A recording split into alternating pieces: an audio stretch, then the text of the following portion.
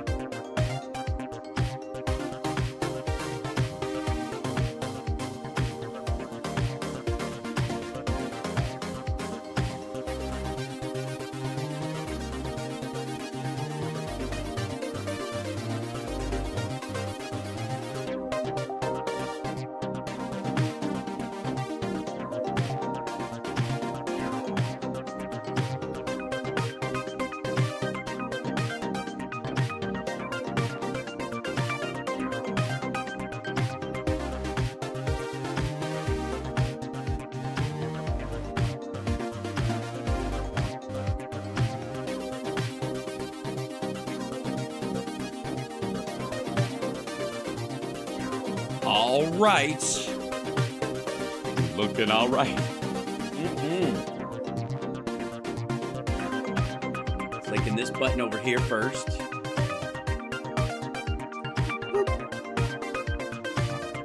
I hope it works. All right, there we go. Look at that. And, hi. How you doing? Welcome to Hal Sparks' OnlyFans. That's right. Just a man getting the cat hair off his shirt. Yeah. Sure. You could stare at pictures of Brad Pitt. You could look at Ryan Gosling as Ken. But do any of them possibly hold a candle to a man who is not afraid to get the last couple of hairs off his shirt, just especially as he knows there's going to be more later. You know what I'm saying? It's always.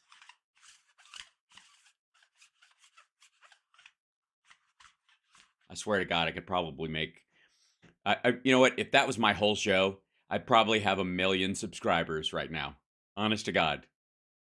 I'm just going to start a whole other live channel just to pay for this one, where that's all I do. It's just, oh, look at that. I've got more cat hair on me. How'd that happen? Some on my shoulder, right on my, some of them are on my abs. You can hear it bumping across my washboard abs. It's just, seriously, just like the super chats would be ridiculous. I wouldn't even have to tell people to like at the beginning of the stream. They'd just be like, how about bam? Just like, they would, oh my God, did I push the like button really quick? Yes, you did. Yeah. You did, baby. That's right. Welcome to the show, everybody. It's Friday, which, you know what that means. Tomorrow, Nerd Halen at the Whiskey. Come on now. You'd subscribe? Okay, Georgina. I think it's the start of a thing. Yeah. It's just me and 5 of my hottest friends just lint rolling ourselves with cat hair. It's gonna, I wish. I mean, I wish I was kind of joking, but I think it actually would be ginormous. Get huge. It'll be huge. Ginormous. Huge. Okay, couple of things. Oh, and I gotta make sure there, before I click over, well, I'll just say first, hi, chat room. And, we've heard from our Andrea. She's, I don't know if she's with us for this one. She might be. All right, look out. CSL. In the staff chat for the win. Just sending more love to Andrea. She's going to be in the in the hospital for, I guess, observation. Is that where she is? And I think, honestly, it's a psych ward, isn't it, Andrea? Let's just be honest. Come on. We all, some of us all watched, some of us all of us, all of us watched that Elvis movie, and that one point where they were putting tinfoil on the windows as he was suffering from exhaustion, and somebody was just coming in and giving him pills every so often. You're like, that didn't look half bad, actually. Is there a small sub industry where we could all just I'm like, welcome to faintingcouch.com, where we Airbnb you a fainting couch someplace. You can have your. Do you feel like a nervous breakdown coming on? Well, this is the business for you. We'll find open fainting couches all across the country, so you can. I can't. Temporarily. I think you did it in Memphis too. Come on. I missed my right side. Look out. Maybe so. Maybe I did. Maybe I didn't. You know what I mean? Maybe I missed it on purpose. Maybe I didn't miss. All right. Anyways, I'm so alone. Hype train. Twitch. If you're on Twitch and you have Amazon Prime, it doesn't cost you a dime. And I know around the holiday season, most people have Amazon Prime. So subscribe, if you will. Thank you very much. I'm the king of comedy. Thank you very much. Why was 6 afraid of 7? Because 7, 8, 9. Da-da-da, da-da-da. Thank you very much. Knock,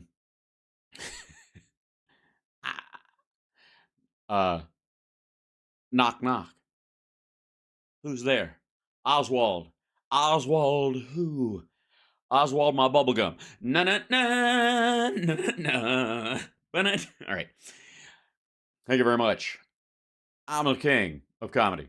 So, let's get started. Let's do a show. Come on. I gotta jump in here. Because, well, let's see. Right out of the gate, do we start with, let's just get this dickhead out of the way. So, Trump is, so, on the Rumble machine, Trump has done his little, occasionally he'll do his little run of 1 minute or 2 minute videos, right? And sometimes you could, he's just covering for the fact that he, I guess nobody's covering him, or they're only covering his criminal shit. So he's like, I'll put out a bunch of policy positions that aren't actually policy positions. And it's the same shit I've been saying all along, but I'll act like it's new. And I'll call it Agenda 47. Those things. We've looked at a few of those. And then some of them, he only puts either they're like secret videos on Rumble. So you can't see them unless he posts them in something, right? Like a fundraiser, usually. So somewhere, I guess maggots all over the country are getting copies of a video of Donald Trump explaining why he keeps fucking up Obama and Biden and how old each one of them are, because apparently he fucked up their ages, not just who's who. But, sorry, hold on a second. And honest to God, I gotta say, I missed the one where he fucked up the ages, although apparently he's so nervous about it, he jumped straight into that shit almost instantly. He was like, oh, no, I didn't fuck up. Oh, he said Obama's 83? Is that what he said? Please don't make me want to take a rusty razor blade talking about Trump. Take one? You mean in the...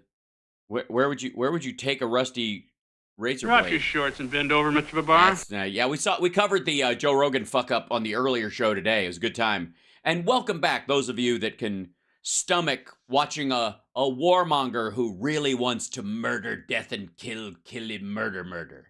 And that's all I really want. I feel seen, because people really, you've cut me to the quick. You 3 people who are more, I guess, into division than anything else. But you've seen right through me and my warmongering ways. And so I'm glad you're back, because, man, I'm a goremonger. I don't know. Well, I have a friend who was a goremonger. He made horror films. I think that should be, goremonger sounds like a good name for a production company that does horror films. Yeah. All right. I'm a warmonger. I'm a warmongrel, I think. I'm late. I was trolling over Jimmy Dores. That's a good time. We should. We've done that a couple of times. We jumped in there a couple of times, but I gotta say, it's really a waste because if you look at his videos, here, I'll show you real quick. We're not gonna cover it, but like, because it's a waste of fucking time in some cases. Like occasionally it's needed, but like, well, I mean, let's look at the just take a look. This is one of Jimmy Dore's thumbnails. First of all, it's just kind of ass. Oh, get out of the way, Epstein and Trump. You're blocking the view of the thing. There you go. Hold on. Yeah. Trump's prosecutor is a brazen liar. Yeah, no, she's not, but whatever. A brazen liar. Can you imagine defending Trump and having the nerve, the chutzpah, the brazen nuts and chutzpahness to call someone else a brazen liar when there's a picture of Trump right there? That's kind of amazing. It's hilarious and stupid, but it's hilarious. But it's, yeah. So, oh, God, I'm sorry about that. That was wrong of me. Oh, no, not him. Go back to here. There it is. Okay. Obama and bad.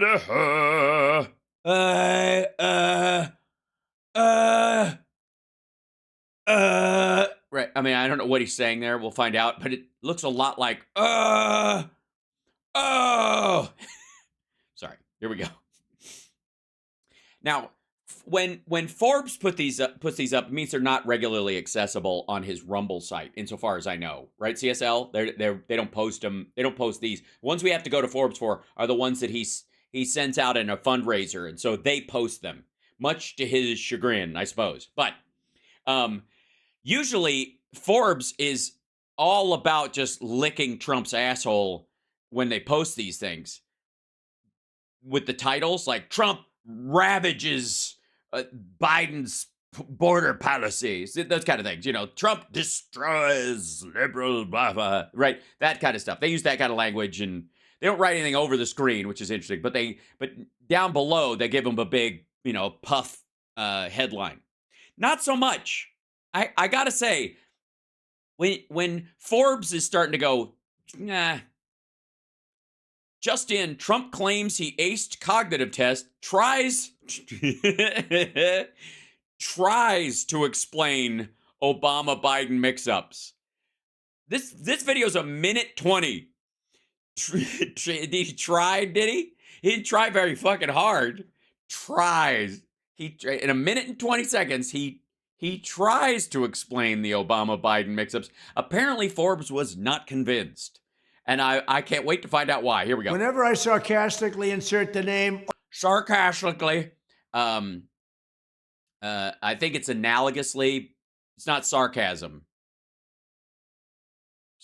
Sarcasm is a very distinct... It's not even verbal irony. Sarcasm is very distinct. Simply, sarcasm is for comedic or non-comedic purposes, exaggerating something as the opposite traits that it actually has. Sarcasm is often what morons have instead of a sense of humor. What most people refer to, the funny part of sarcasm is usually actually verbal irony. But sarcasm is just when people go, oh, that's real good. Oh, real good. Okay, that was great. Oh, that would be terrible if that happened. That's sarcasm. That's not verbal irony. That's the dumb version. And that's, if you grew up in the South, that's basically how every third sentence is read. If you ever write a script about the South, there's got to be some character in it going, oh, that'd work out real good for like everybody. Okay, that's sarcasm. That swapping their names is not sarcasm. It's not. As a matter of fact, if you're inferring that they're the same people or that one is actually controlling the other, you're not being sarcastic. If you're attempting anything, it would be satirical word swapping, I suppose. But you need a button for that, as we all know. It's always important to have a satire button in case there are maggots watching who only understand baseline rudimentary sarcasm with no touch of verbal irony. By the way, the distinction, if you're wondering, between just saying, oh, that's really good, or oh, that's really terrible, when the opposite is true, and that being sarcasm versus verbal irony. If you watch Roxanne, you'll understand that in a script, I think Steve Martin did like 27 different drafts of that. You'll recall in the beginning, and if you don't recall, you should. Daryl Hannah gets locked out of her house, and she's naked, and she's in the bushes, and she's like, and she finds C.D. Bales going into the firehouse, and she's like, I need some help. They knock on the door. He comes over. He goes like, can I help you? And she goes, I'm locked out of my house. He goes, oh, come on inside. I'll get some tools. She goes, I don't have any clothes on.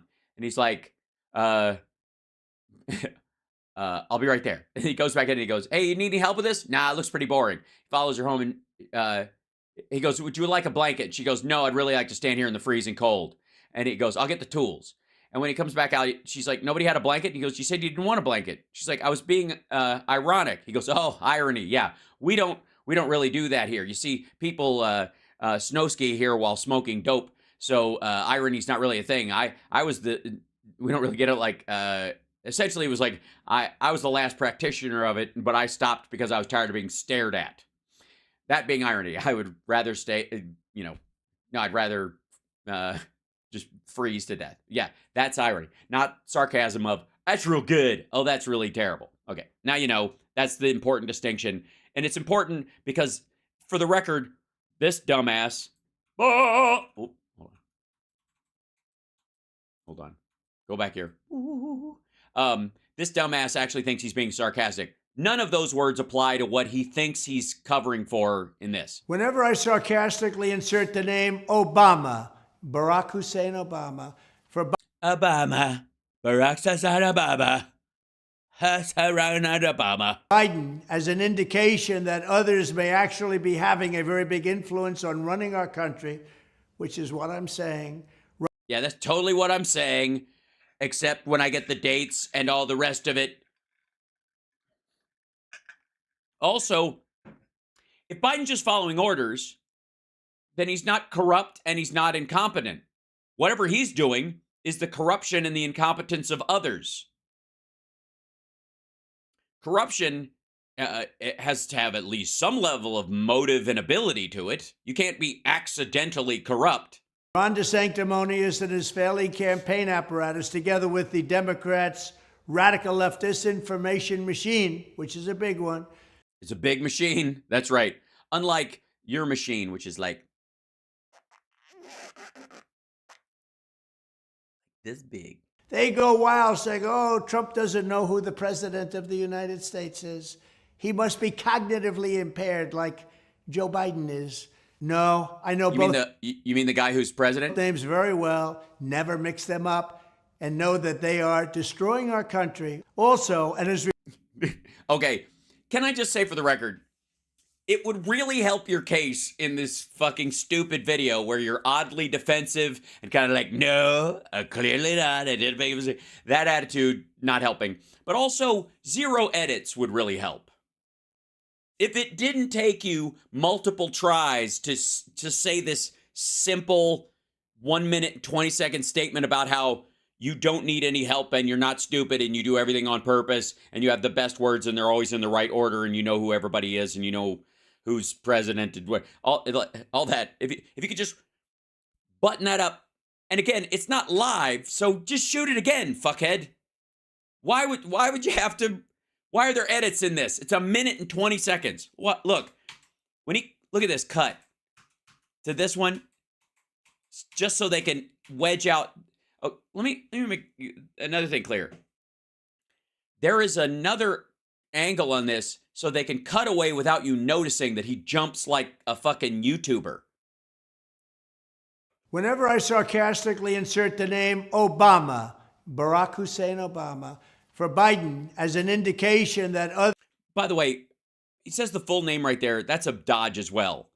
Because he just says Obama for Biden and Biden for Obama and that kind of... And he mixes the last names up. And the idea is like, no, I always throw in the whole Obama name afterwards so that it looks like I meant to do that. Others may actually be having a very big influence on running our country, which is what I'm saying. Ron DeSanctimonious and his failing campaign apparatus, together with the Democrats' radical left disinformation machine, which is a big one, they go wild saying, oh, Trump doesn't know who the president of the United States is. He must be cognitively impaired like Joe Biden is. No, I know both. Look, you see that edit? It was a more fluid one than others, but there was a definite pause. Names very well, never mix them up, and know that they are destroying our country. Also, and as Oh, that's a bad one, though. The second one sucks. reported, I just took a cognitive test as part of my physical exam, and I aced it.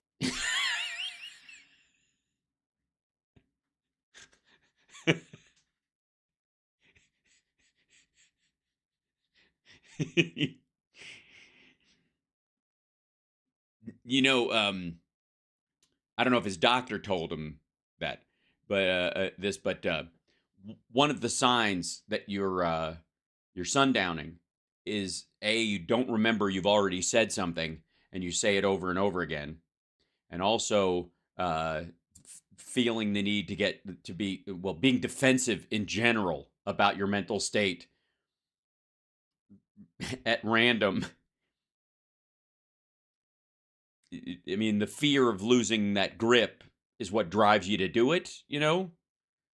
Also, when did you take this? I just took a cognitive. Hold on. No, I know both names very well, never mix them up, and know that they are destroying our country. Also, and as reported, I just took a cognitive. Just took. He's been saying this about this thing for almost a month and a half now. I think the first mention I remember of, the first mention I think I can recall of him saying this cognitive test shit again was before October 7th.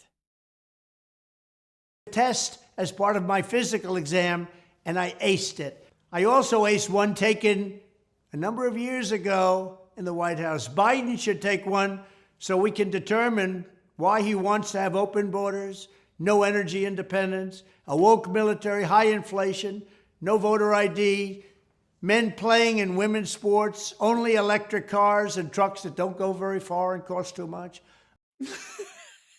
Well, I was just saying for the record, even if he does want all electric cars, I don't think he wants ones that don't go very far and cost too much. I do that. Hence the tax incentive to buy one, and the raising standards about the range and the ability that, in the infrastructure bill, there's a shit ton of like charging stations. So I think that would extend the range, one would think. A weaponized DOJ, FBI, and well, obviously he wants that. I mean, I don't think you have to be nuts to want to weaponize your DOJ and attack you. I mean, that's obvious. If you were in there, you'd do it. So obviously it's not nuts. It's just you don't like it when you're on the receiving end, even though you aren't. and so many other crazy things. Yes, all the other crazy things. I ask President Biden to go take a cognitive test. Sure. Tell you what, as soon as he talks about the Pence administration, we'll all request it as well. As soon as he calls you Mitt Romney.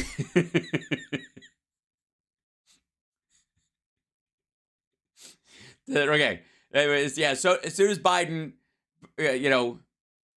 talks about your administration and says during the Bush administration, as soon as he does any of that shit, we'll all make the phone call, fuckhead. We're all good. Because there's something wrong with you. Whenever I Me? What the fuck did I do? That might have to be a drop. He's like, I call a... I ask President Biden to go take a cognitive test because there's something wrong with you. Whenever I saw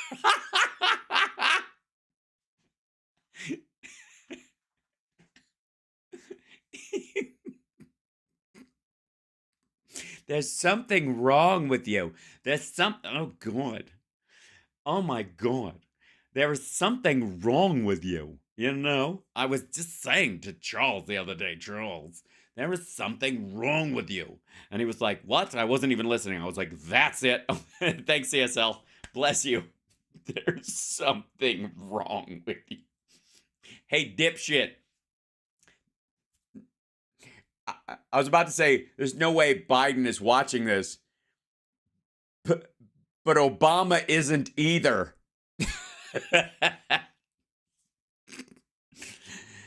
Which you are you talking to? You talking to? Do you mean Biden or Barack Hussein Obama, who?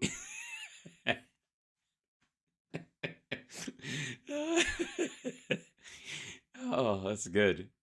Can you imagine, like in a campaign, they're always doing like, you know, they deal with crises all the time. Hold on. But my Lord and other body high. Ooh, oh, oh, oh. Hold on. Hey,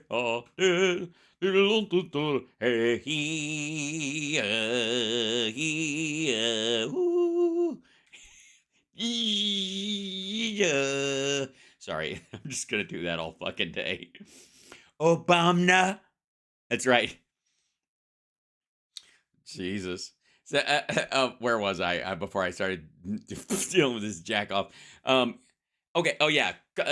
Scandals. So occasionally, back in the old days, it used to take a like a Access Hollywood tape level of scandal to get somebody to like quickly run out. Sir, we've been discussing this. You have to get in front, sir.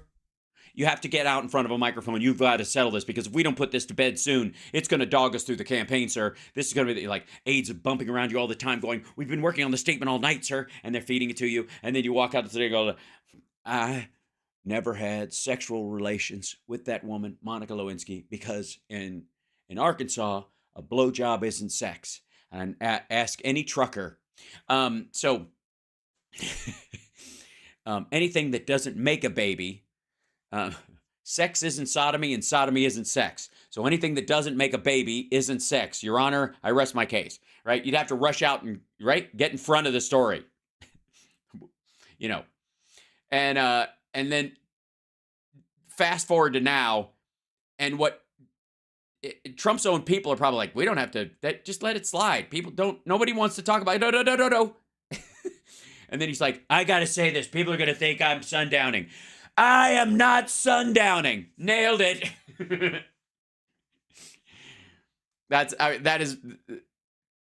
This isn't good. This is not a good plan.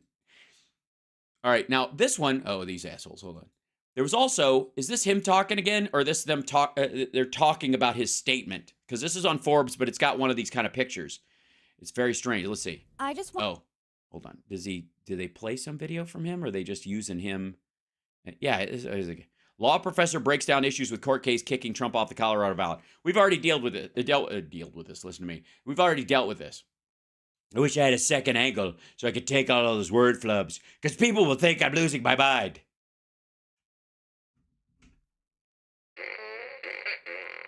I feel so much better. Yes. William Hussein Biden, who is the president of nothing. I am the president. I'm still the president. Can you, like, I'm really the president. I always was, and I always will be. But I'm not sundowning. I just think I'm the president. Like, 12% of people in insane asylums, they don't like it when I say that. So most of the people crossing the border think they're either Napoleon, Jesus Christ, or me. How if I had sex with my... What? If having a great Christmas to leaving for the weekend. Aloysius, no internet, might get a connection. Well, have a great Christmas, Aloysius. Absolutely. Did you get a nap or a meal at least between shows? No. I got some food. I did throw some. I made myself an absurdly large bowl of tuna fish. Yeah. I made, yeah. You don't need to know that, but it's true. I just had, like, that was it. I made Summer some breakfast, and just made her some eggs, and I just didn't feel like cooking after that, so I made myself a giant thing of tuna. Why are you on the screen while I'm talking about tuna, sir? Please go away. All right. Thank you. Thanks very much. Some people, you know what I mean? That's the thing about maggots, man. They just hang around. All right, we'll get to this in a second. Yeah, hold on. I don't need that guy. I do want to look at something real quick before we continue. And by the way, hit that like while we're in here. Come on, I shouldn't have to tell you this. You can also gift memberships on YouTube and subscriptions on Twitch if you feel like it. If you want to help. Yep. All right. It's very good. And also, super chats are very welcome. It is Christmas weekend. No pressure. Only got one show before Christmas, and then God knows what'll happen over the holidays. All right, here we go. Now, let's see. Let's see. Because he has been doing this thing. Yeah, speeches.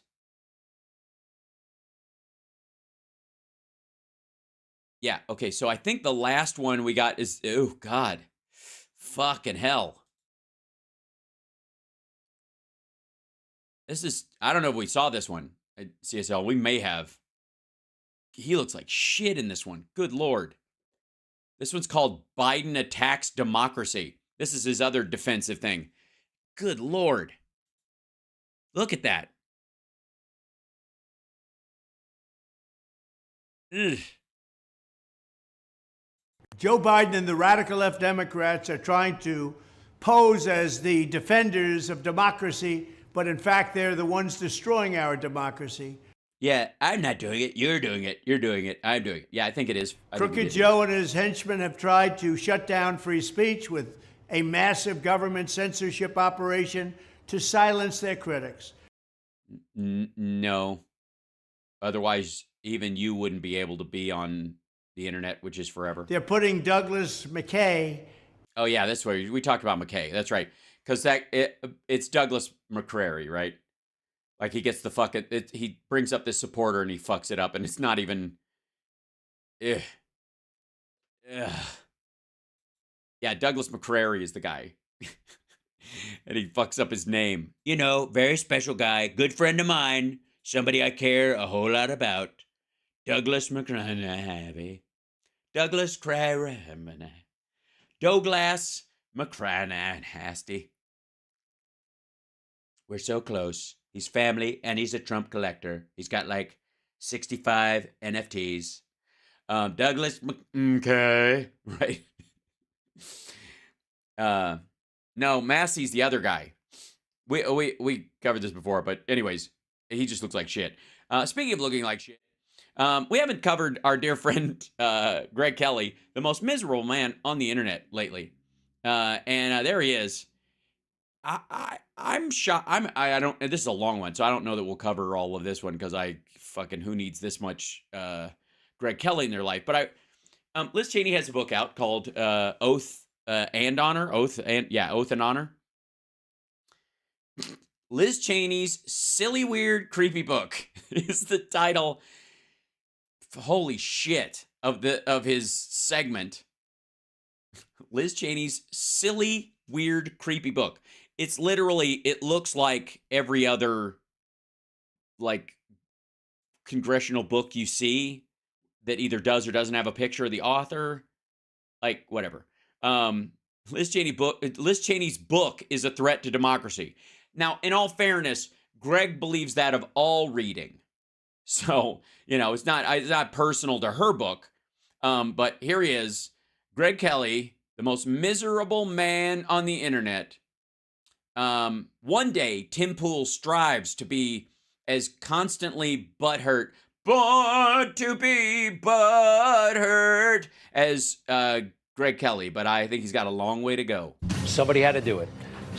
Somebody had to do it. Somebody had to make a segment. And since nobody's watching this show, I might as well. Somebody, one person in the country, had to actually read the Liz Cheney book. People love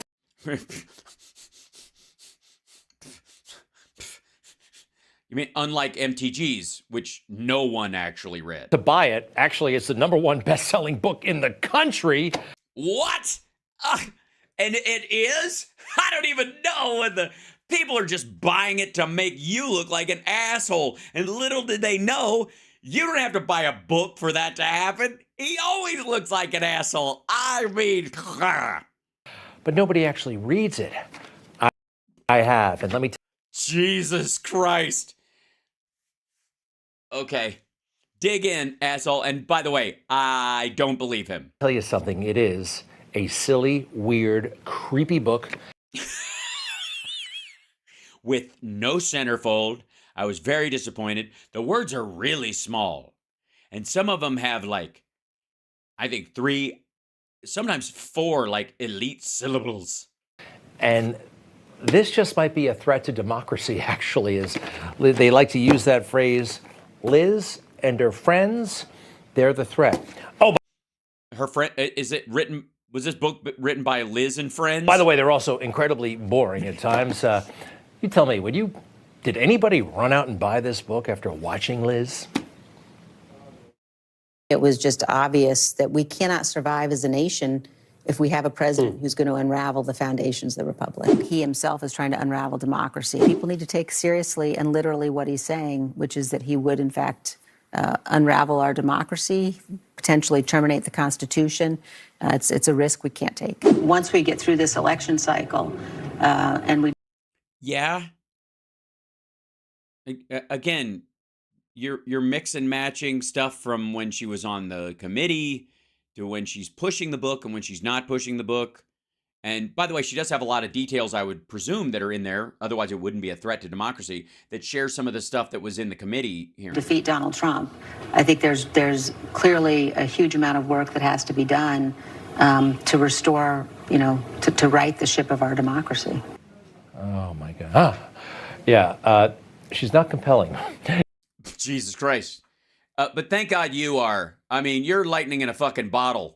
Honest to God. And thank God also, I'd like to say, and I think we can all be grateful, that you don't at all look like a generic Fisher-Price man. Just lucky you. I mean, not all of us can look like a sim. She's not a good book salesperson. What's a word for that? I'm a book salesperson of books, bookseller. She's not a good marketing person, but she wrote it. We've heard her say this stuff a million times before, but the establishment takes care of its own, and they know how to move books. She was there. No, that people bought it. Also, what's the idea is that MTG, there's all these people out there that want to hear the truth, but they couldn't get a copy of her book. She could sell it, like she sells books because the establishment just buys them up. But MTG couldn't because the Republican establishment didn't buy a bunch of fucking books for her. Everywhere, right? On this show, that show, every single show they have, even conservative media, by the way. How'd that happen? Must be her like she probably knows somebody, like she's probably related to somebody who's big in like Republican circles or some bullshit. And they weren't nearly tough enough on her. Ugh, the nerve. So she turned you down? She didn't want to come on your show because not only would she not sell any books, but your viewers can't read? There are extraordinary problems with this book. What? First of all, it was upside down. And I turned it right side up and I was able to, I obviously remedied the problem. But when I got her, I picked it up and I opened it and I'm like, what is this gibberish? And I'm turning page after page, like it's really hard to follow. And then I realized the book is broken. It's upside down. Even the cover page and the dust jacket were upside down. I was like, what? Who the fuck made this book? And extraordinary problems with Liz. Before I get to those, they wouldn't No, get to them right away. actually let her read the book. They understand that Liz puts people to sleep. I want to read a part of your book that really stuck out to me. You said, and you've touched on a little bit of this, certainly Donald Trump would run the... Everybody does that. What the ever-loving shit? They're quoting your book to you. It's fucking weird if you read your own. Let me read a section of my own book. What the... Who? Okay, is your television upside down too, Greg? What the fuck? U.S. government with acting officials. I want to return this book. It's broken. You see how they don't let her actually read her own book? They don't let her actually read it. It's not a reading, dipshit. This is how it always is. This is literally how all of this works.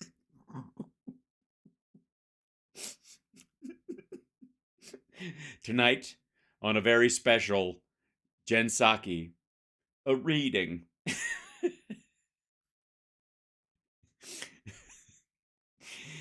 Oh. I don't understand. I don't understand why he thinks this. I don't know why he thinks this is a dig. Look, she's sitting right there. She's sitting right there. Fuck you. You read it. I'm not reading your shit. Section, a quote from your book, Oath and Honor. Today, none of us can tell if the story... They do all the reading for her. All right, I don't blame them, actually, on that point, because when Liz reads her book, it does put people to sleep. I have the audio version as well. This is the story of the moment when American democracy began to unravel. It's the story of the men and women who fought to save it. It goes on for 12 hours of this. Okay. All right. So he didn't read the book. He listened to the book on tape. And he fast-forwarded through it because he doesn't listen to it. And he doesn't give a shit. And also, that's how they all fucking sound. That's what books on tape sound like, you fucking tit. And this is Greg read Cheney's book, so you don't have to. No, he did not. Stuff, all right? It is an excellent sleeping pill. But if you do get through it and you read it critically, you realize how manipulative, how dishonest, and I'd even say dangerous this book is. It's a dangerous book, so we should ban it. It probably shouldn't be. Have school boards been warned about the filth, flarn filth in Liz Cheney's book? So Liz, of course, is the daughter of Dick, the former vice president. Aren't we all, though? And those of us that are daughters, I guess. Where's Dick? Hi, Dick. Do we like Dick? Yes. What? We're all the children's of Dick, unless there's some test tube babies, I suppose, out there, in which case, I don't know. President of the United States. She has a lot in common with her father because her father, when he was vice president, famously exploited September 11, 2001 to accrue more power than the executive government actually merited, warranted in the Constitution. Merited and warranted in the Constitution. Okay, first of all, never mind the fact that this motherfucker cheerleaded all these assholes. He thought he was pro-Patriot Act and all this shit when it was going down. What are you talking about? Cheney was a hero until Liz turned on Trump. Spying on people without a warrant here domestically. Yeah, but they had to call terrorists on the phone like 25 times before they were like, all right, on the 26th time, we're adding this fucker to the tap list. Enhanced interrogation, also known as torture. And look at this. Look how long it took. All it took was Liz Cheney not thinking that Trump should be able to seize power, and all of a sudden this motherfucker thinks like the rest of us did, that enhanced interrogation is torture. Welcome aboard, dumb fuck. A lot of things that we let them get away with. Oh, did we? Did we just let them get away with? Because I didn't vote for these motherfuckers. You did. That's right, dipshit. Up until you weren't, you were a proud Bush voter. Who's we, motherfucker? I did my job. I voted. I voted against them. But that's all I got, because we're all equal here. Good Lord. And they used 9/11 as a pretext. Oh, did they? Now, Liz is trying to do kind of the same thing with January 6th. Huh. I guess just her luck that Trump served that up. Imagine where she would be today if he hadn't attacked the Capitol. Fuck. She'd probably still be in office. Using January 6th as a pretext to cancel a political movement, MAGA. How could you cancel it? What do you mean cancel? What the fuck are you talking about? Secondly, weren't you motherfuckers? Yeah, I don't even know what does she control that she could keep you away from? And cancel Donald Trump. Again, the book can't do that. That's what she's doing. I think she learned it from her father. The mistakes and the omissions. Well, I want to start with something that's... How about start with not jutting your fucking tongue like you're trying to lick your own chin? near and dear to my heart. Okay. Oh, I didn't realize there was a whole section on fleshlights. Okay. What happened to Ashley Babbitt? Fuck off. Oh, yeah. So for those of you who don't know, Ashley Babbitt is the one that got away. For whatever reason, Greg has fixated on her that if she hadn't died on January 6th, she was his dream girl, and they'd be together now, and they'd be happy, and you motherfuckers don't even understand. Well, Should not have happened. I agree, but it wouldn't have happened if she didn't go to the Capitol, fight her way through a bunch of cops with a bunch of other people, step over other folks to get to the front of a barricaded door, and then when another guy bashed a hole in the window, didn't punch him in the fucking face so she could be the first one through the breach and get shot while they were clearing people out of an area because she was with a group of people who were going to hang the vice president and shoot the Speaker of the House in the head and kill any Democrat or rhino they came across. Now, this is an important moment in the book, and I'm going to read from it. Wait, you won't let Liz? It's probably boring. Look, man, Remember, she's on the you better be fucking exciting. Also, we're in hour 2. Thank you, Mark. So, like, subscribe, give a thumbs up, support the show, because nobody else goes through all this shit the way I do. Nobody. January 6th committee, she should know all this stuff. How does she put it? Put that quote up for me.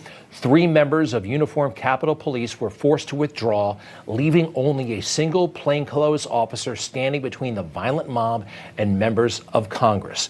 Well, that and a barricaded door, which should be enough if any of these motherfuckers were just there to save democracy. But apparently they wanted to kill some people, so. Were forced to withdraw. This is the moment she's talking about. Oh, I see people out there get hurt. I don't want to hurt. I just. The whole country hates I want you to go home. Go, let's go. Get this. Yeah, and by the way, yeah, because they were by themselves and they were gonna get killed, I guess, is the idea.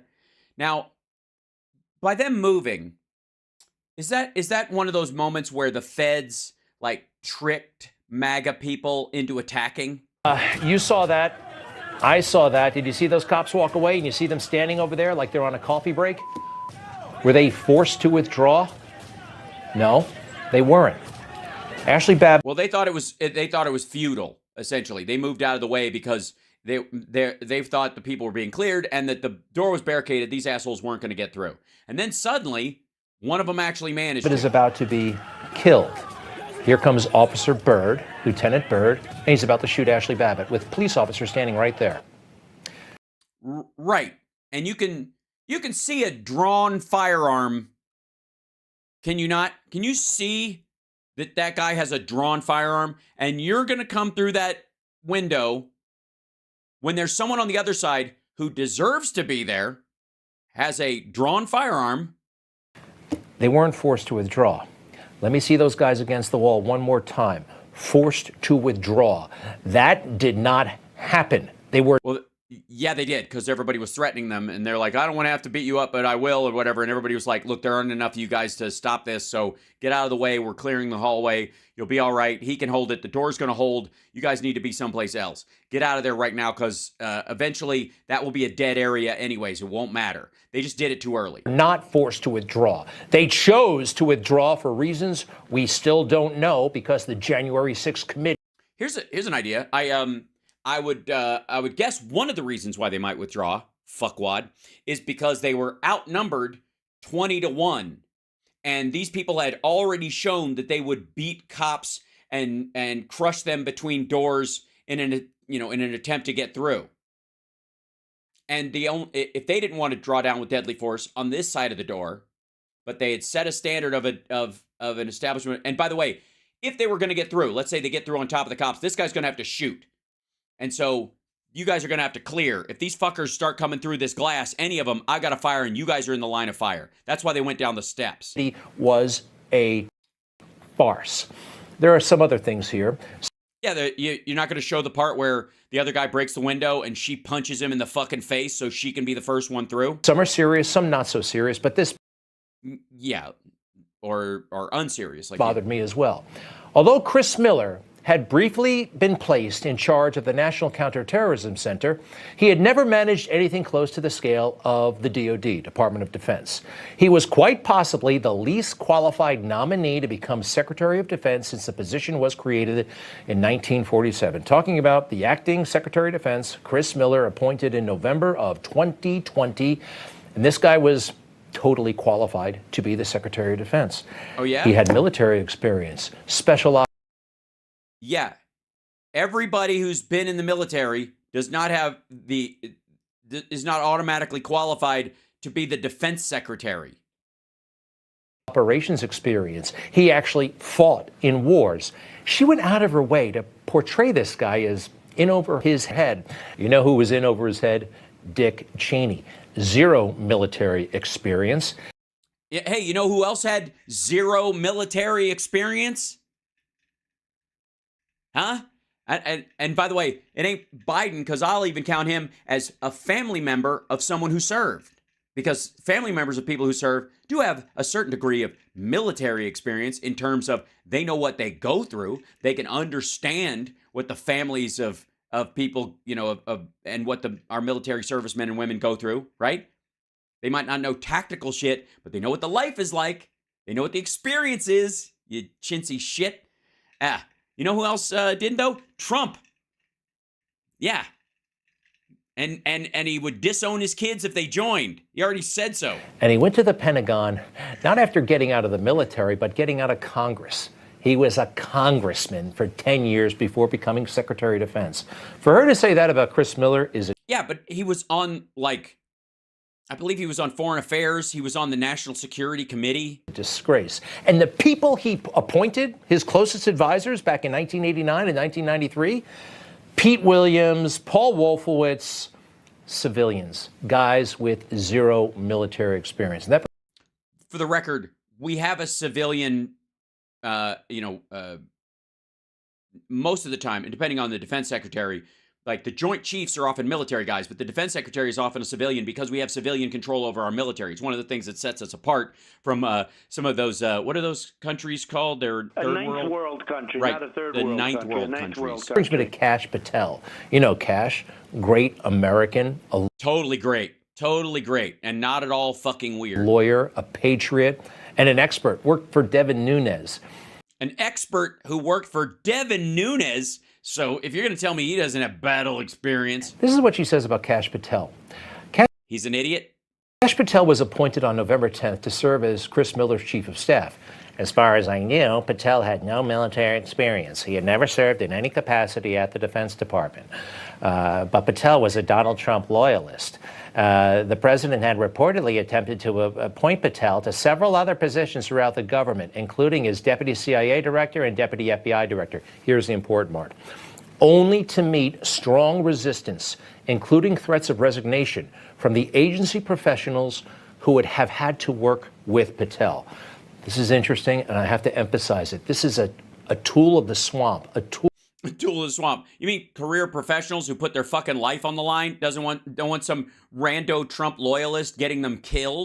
of the deep state and their allies. The threat of resignation. You know, we elect people. Right. And if that threat isn't meaningful, nobody will give a shit. Nobody gives a shit. I'll tell you what. Let me explain this in a way you can understand, Greg. Let's just say you threaten to resign at Newsmax over something. They make an, you know, they change your boss to somebody you think is unqualified or whatever, and you threaten to resign, and they go, okay. See how that works? Yeah, if you were worth a fuck, they go, whoa, Greg, easy. No, that's not so drastic. Well, let's talk this out. Maybe you know, because we need you. But since you've never heard that, you can't imagine other people hear it. We think they're going to run the government. No, a lot of unelected people are there, and they threaten to leave, resign en masse sometimes if the elected people tell them what to do. So Donald Trump, being the leader that he is and the writer of Art of the Deal and the Apprentice King, whatever, says, okay, fuck you, resign. We don't even need you anyways. You guys are unelected. You're appointed and this is bullshit. And if you don't like the unelected appointed guy I put in, then you unelected appointed people can fuck off. Because my unelected appointed people are important and you aren't. And they go, okay, we'll leave. And then the entire structure collapses because he's put in somebody who doesn't know what the fuck is going on. Because these people knew that, which is why they wanted to quit rather than work for somebody who didn't know what the fuck was going on. It's wrong. The other thing, very revealing, Liz Cheney keeps talking about all the threats she was getting from MAGA. Totally overstated, lacks specificity as well.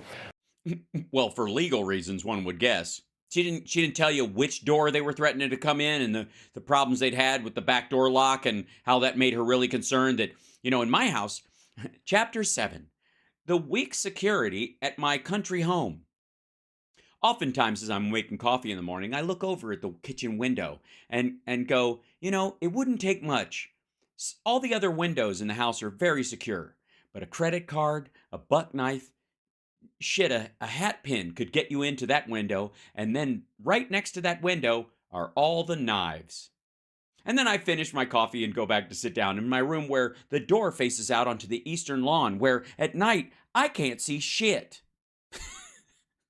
But you have to remember this, when they get threatened, which are wrong, it's really wrong to threaten anybody, got to make that clear, but they actually like it, gives them status and prestige.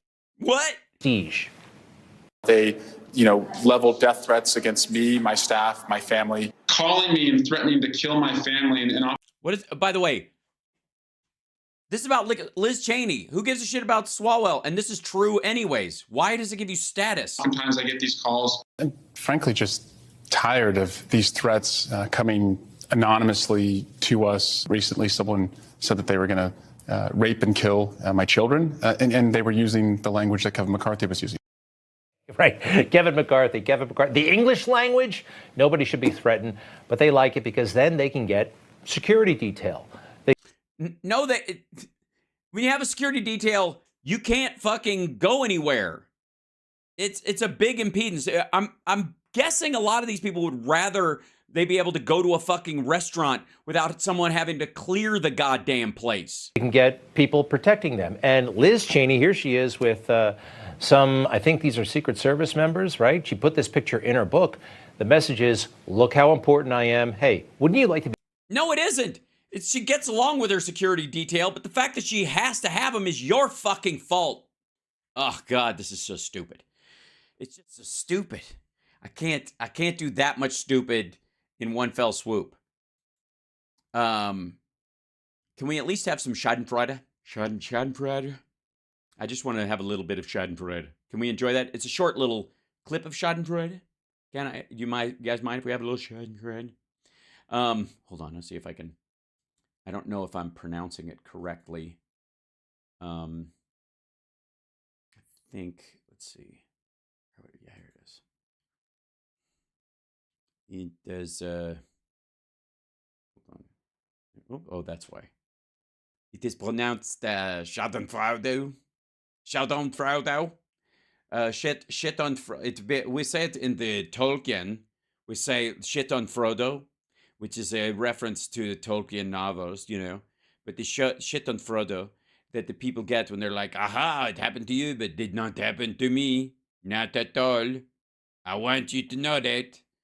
So we will try not, in this next segment, to not show too much shit on Frodo, okay? Just try and keep it to yourself.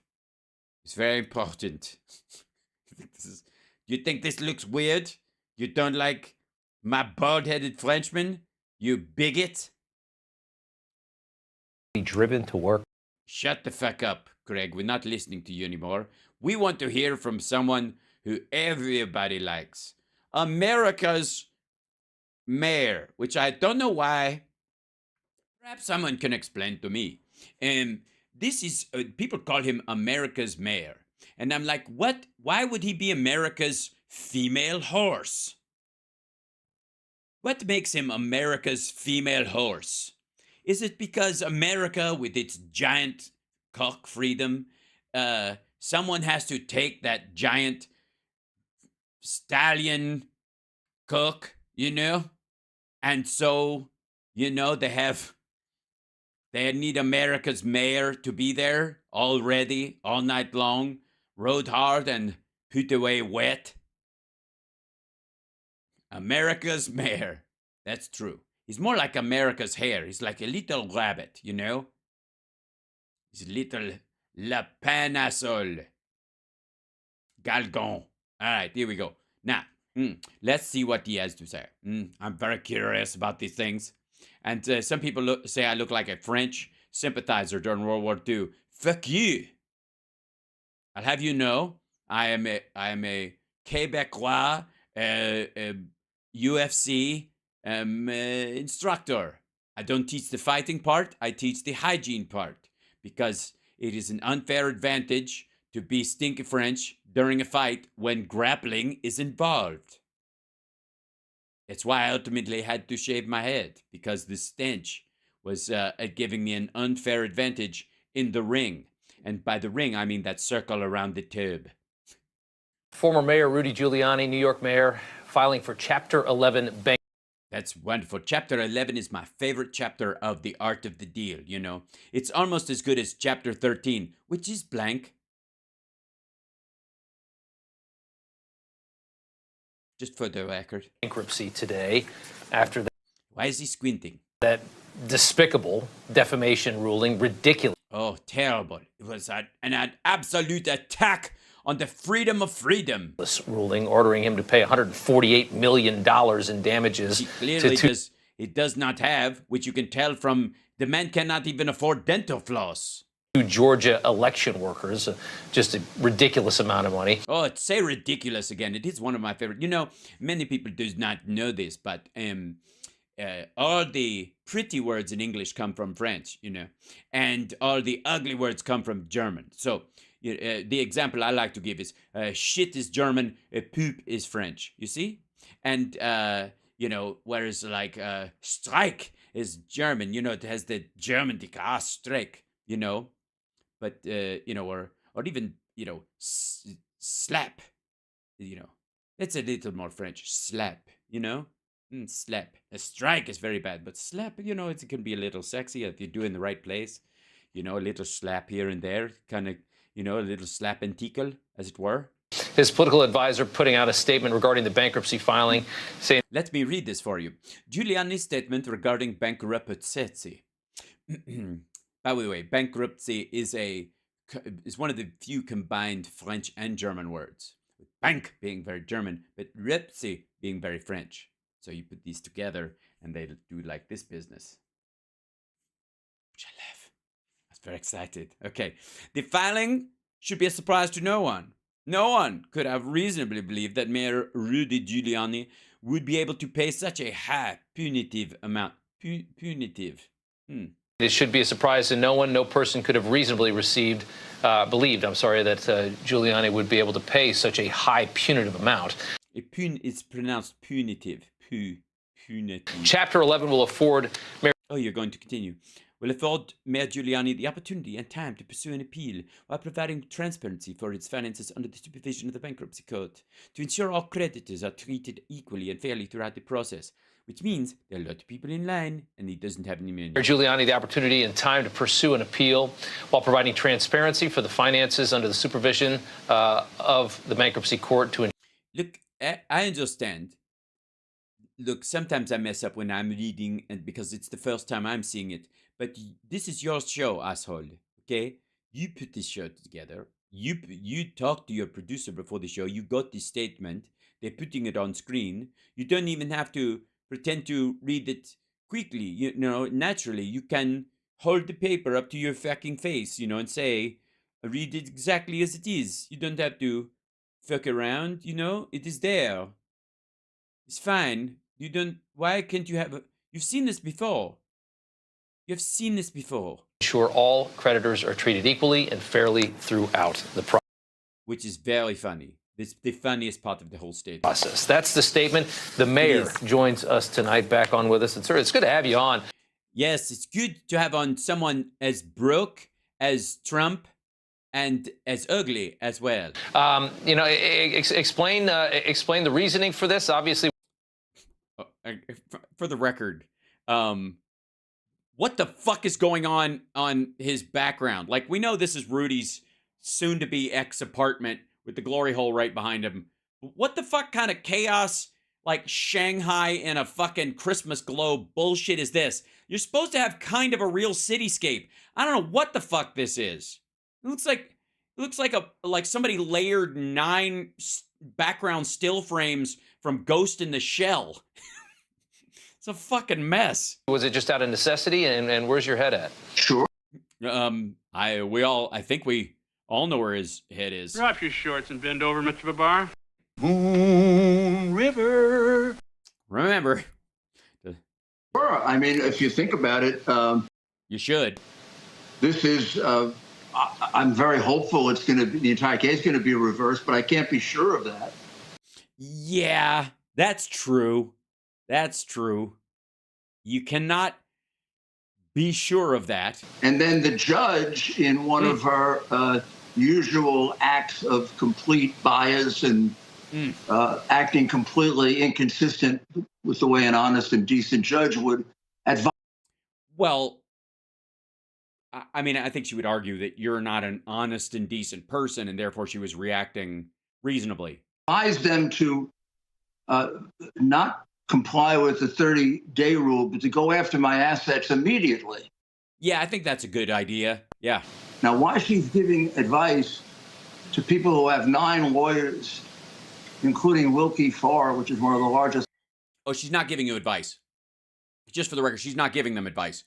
She's giving them the ability. She's, in her judgment, saying you can go ahead. You don't have to wait for the 30 days. She struck the 30 days because you wasted everybody's fucking time and delayed and delayed and delayed, and you wouldn't turn over documents and that kind of stuff. So she was like, okay, I'm going to nix the 30 days because he didn't deserve the fucking 30 days. He dicked around so much and he was fucking with us the whole time. And he's been, obfuscating and trying to, he might be hiding assets. We're not going to give him any extra fucking room to do this. So you don't have to take the 30 days. That's not advice. That's legal permission. Law firms in the country that they're not paying for, that somebody with Biden is paying for. Right. I have no idea why she thinks she gives legal advice. Yeah, I don't know that. I think they're like any personal injury lawyer in a lot of ways. They're going to get part of what you give. That's where their fees are coming from. They also, this is a big high-profile case, and a lot of them will take it pro bono just to say they won, and they did. So, fuck you. To them. But I said I've got to protect myself, and I've got to, in essence, protect other people, normal creditors. Normal creditors. Yes. There's certain Russian oligarchs right now that they're strapped for cash. Normally, they would, they have to fly coach because their plane's been taken, and somebody absconded with their yacht, someone from the EU. Who have normal amounts that are owed. Normal millions? They'd all be wiped out. And they'd Yeah, you maybe should have thought about that, I guess. be wiped out before we even got to an appeal. No, I think they can write it off. I think though, yeah. I think if you got normal creditors that, especially if they're reasonable sized, they'll either come after you for some part of it, or wait and get it later. Yeah.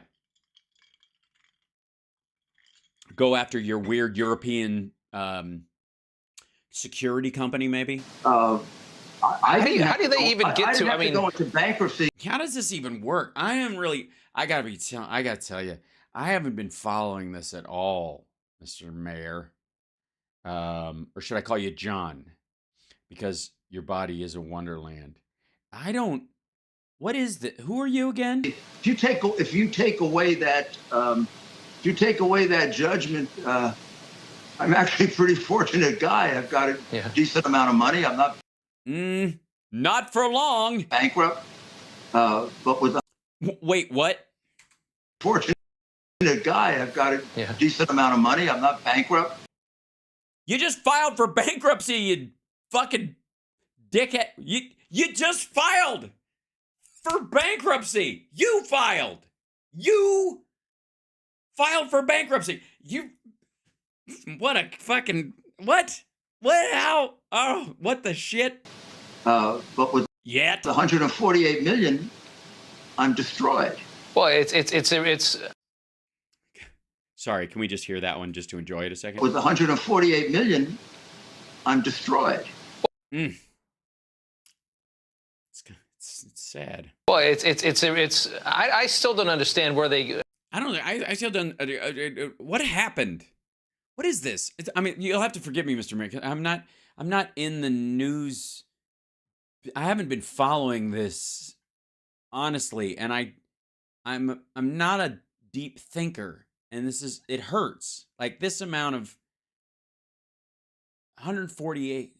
I don't even understand.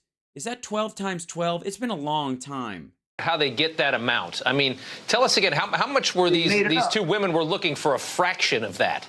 That's how screwed up this system is, and the system. That's what it is. It's the system. These ladies aren't the problem. It's the system. This court system is.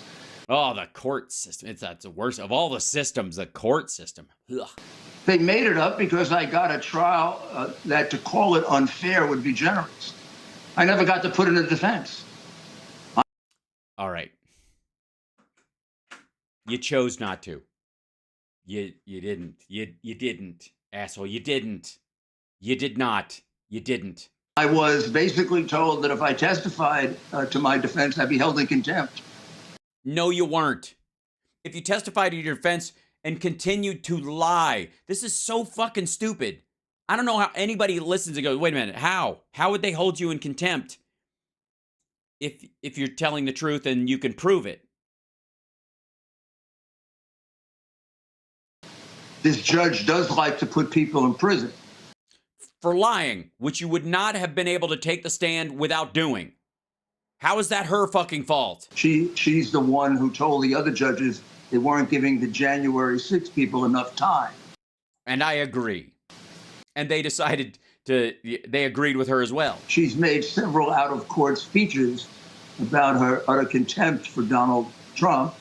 And so she does have good judgment. I see. And she gives advice to the other side, legal advice to the other side, as she just did. This wasn't the only time she did it, just again, that's not advice. She literally gives them permission. I don't know if Rudy probably wasn't even listening when they may have even filed a motion asking for it. Right? They may have said, can we, they may have filed their attorneys might have filed some sort of paper that says, can we skip the 30-day wait time? And she agreed with it. Most prominent. And he's not even touching on it because he doesn't fucking know or care or is lying. I was a law clerk to a federal judge. I never remember him giving advice to one side or the other. I'm sure nothing will be done to her because it's terrifying. That district court is kind of an embarrassment to America. And what it is, it's so embarrassing that they have to. I mean, it's so embarrassing that they have to actually have a court case dealing with this shit with somebody like you as the defendant. You were America's mayor. They've done to the January 6 people. And I think in our history books, that's going to look an awful lot like the Japanese internment program. The whole. No, it's not. Fuck you. All right. The idea, I mean, Trump's been calling them hostages lately and that shit. But the fact that Giuliani, they are trying to suck up, I think there's kind of like an underlying right-wing money tree of people supporting some of the Jan 6ers. And he's just trying to shake some of the cash off of that fucking tree. The way he must be jealous of Mike Flynn, who's touring the fucking country talking this bullshit. System is falling apart as the response to Donald Trump has been a total collapse of a lot of norms in this country. And this is. No, it hasn't. Dude, you think there's not going to be football this weekend? This is just another example of it. Mayor, thank you so much. You think stoplights stopped working or some shit like that? You think people aren't going to work or doing, like, my friends have all stopped brushing their teeth, those that ever did. Thank for you. joining us I'm tonight. sure justice will eventually prevail. I agree. I think you'll probably end up in jail. Yeah, we're really- fighting for you. We are, and we're No, you're not. hoping I know for you you. are. Thank you. God Thank you, bless. sir. We appreciate that. Former mayor. They're like, can we get out of this segment without putting him back on screen? Is there any way? Because he just stood up and he's not wearing pants. That's, I mean, I don't understand how, like, that qualifies as a defense in this situation. Honestly. Can we jump into something that's even weirder? Because we haven't been to this area in a little while. So, over on Frank's Speech, there's a fella named Brannon House. And Brannon has this worldviewtube.com, www.tvstore.com, Worldview Radio, Lindell TV, all this shit. And he's the guy that talked Mike Pillow into, it's not even his real name, probably not. He's the one who talked Mike Pillow into paying for all this shit. Like the chintziest, low-res TBN bullshit studio that they would set up while this motherfucker has hit. And I'm sure that somebody could do a series of images showing his suits and his ties getting really nice over the last 3 years. Right? And anyways, all paid for, by the way, with, Mike's lumpy pillows. So overall, let's see, I don't know if he'll be mad about that at me, but that's true. Lumpy pillows kiss my ass. All right. It's true. Asshole. You're an asshole. No, you are. Asshole. No, you're an asshole. Your lumpy pillows. Lumpy pillows kiss my ass. All right. So, anyways, this is the guy who's been, like, picking Mike Pillow's pocket. So, I think, great work, Brannon House. Mike Pillow wouldn't have half the fucking problems if he didn't have asshole enablers like you by his side, egging him on and stealing his money at the same time. It's just a wonderful combination. And I don't look forward to the day when you're accused of being a deep state operative, when people realize that you've bled Mike dry. But until then, keep up the good work. Because holy shit. Yeah. I'm reading that at Eagle Pass in Texas, that's what's happening. They're overrun. They are at capacity. They're flowing out of the area they had set up for them to be standing in. Okay, so he's talking about immigration, I guess. Eagle Pass, and sometimes they have a lot of people, and sometimes they don't. Right before winter, there tends to be a big rush because people get through before the weather comes. So there's always a ride. There are spikes right before winter and right after winter because that's when it's safe. And and that's when you see them with like the silver blankets and somebody passing out like these lumpy pillows. Lumpy pillows kiss my ass. All right. Waiting to be processed in. Yes, so they're waiting to be processed, which sounds like an overrun, horrid situation. Really? They're processing them? I thought they were just letting them go. I thought they were just letting them into the country without even checking them. So obviously, I think one of the big news stories of 2023 has to be the collapsing of our borders. Sure, the collapsing of it, which involves giant processing centers. In fact, I mean, if you don't have borders, folks, you don't have a country. Have a nation. All right, nation, sure. And we know that there are overwhelming reports of these folks coming over that are terrorist tied. Even terrorist tied. And by the way, what that means is that let's say you're a Syrian refugee, and Syria has the United States is got sanctions against the Assad regime and anybody working with him, and they consider what they're doing to the rebel groups and to the civilians, and the Alawites are taking out their revenge on whatever other groups are there, and the Turks and the Kurds and all that infighting or whatever. That in that country, if you're from Syria, you're from a country where the government is considered a state sponsor of terrorism or is on a watch list for it, and there are groups within the country, both that are rebelling against the government and that are ISIS affiliated separately that are also terrorist groups. And you, as an innocent person, are trying to get your family the fuck out of there. And you decide, hey, I don't have to stand next to a magic rock or rub some sort of magic bean every year that's in this one town and we all have to go look at it. I can be religious anywhere and I can move to a country that's religiously pluralistic and lets me practice. So how about we pack the kids up and get the rat fuck out of here, and then you show up at the southern border because you can't get through because of Donald Trump's the Muslim ban, or because of health reasons during COVID and all that shit, and you come across, you couldn't get through, or you tried to get through, you got punted, so you try to cross illegally, and you're just trying to people inside the country, so you're trying to get across the border. You are in this guy's estimation terrorist tied, because you're escaping a country where terrorism is the problem. You're not terrorists yourself. You don't have your relatives that are terrorists. You've never engaged in any terrorism, but you're tied to terrorism because you're from a country that has terrorism in it. Like, I guess because we had Timothy fucking McVeigh, we'd be on the list by this standard. Even our own government has admitted how many of them have terrorist ties. Now we've reported on the number of... By the way, again, if the government's admitting how many of them have terrorist ties and how many they have found, then they have found them. And they don't necessarily blend in. I got to say, if you're... You may look alike to a bunch of asshole, Arizonans or Texans that watch the border and everybody looks a certain shade of brown. But in and amongst the Mexicans and Guatemalans and all the Spanish speakers, they're going to kind of notice that you're speaking Arabic, for example. And they're going to go, hey, I actually have a sponsor in the country. If I can go through, it's me and my daughter, and we're just trying to get into the country because it fucking sucks back in my country. If I let you know, there's like a group of 6 dudes over here, and they're all speaking Arabic. They're right over there. Is there a chance I could get to the front of the line? They're like, yes, sirree, Bob. Come here. Which ones? Those guys. All right, well, we'll ask them a couple of questions. That's how that works. Reports from...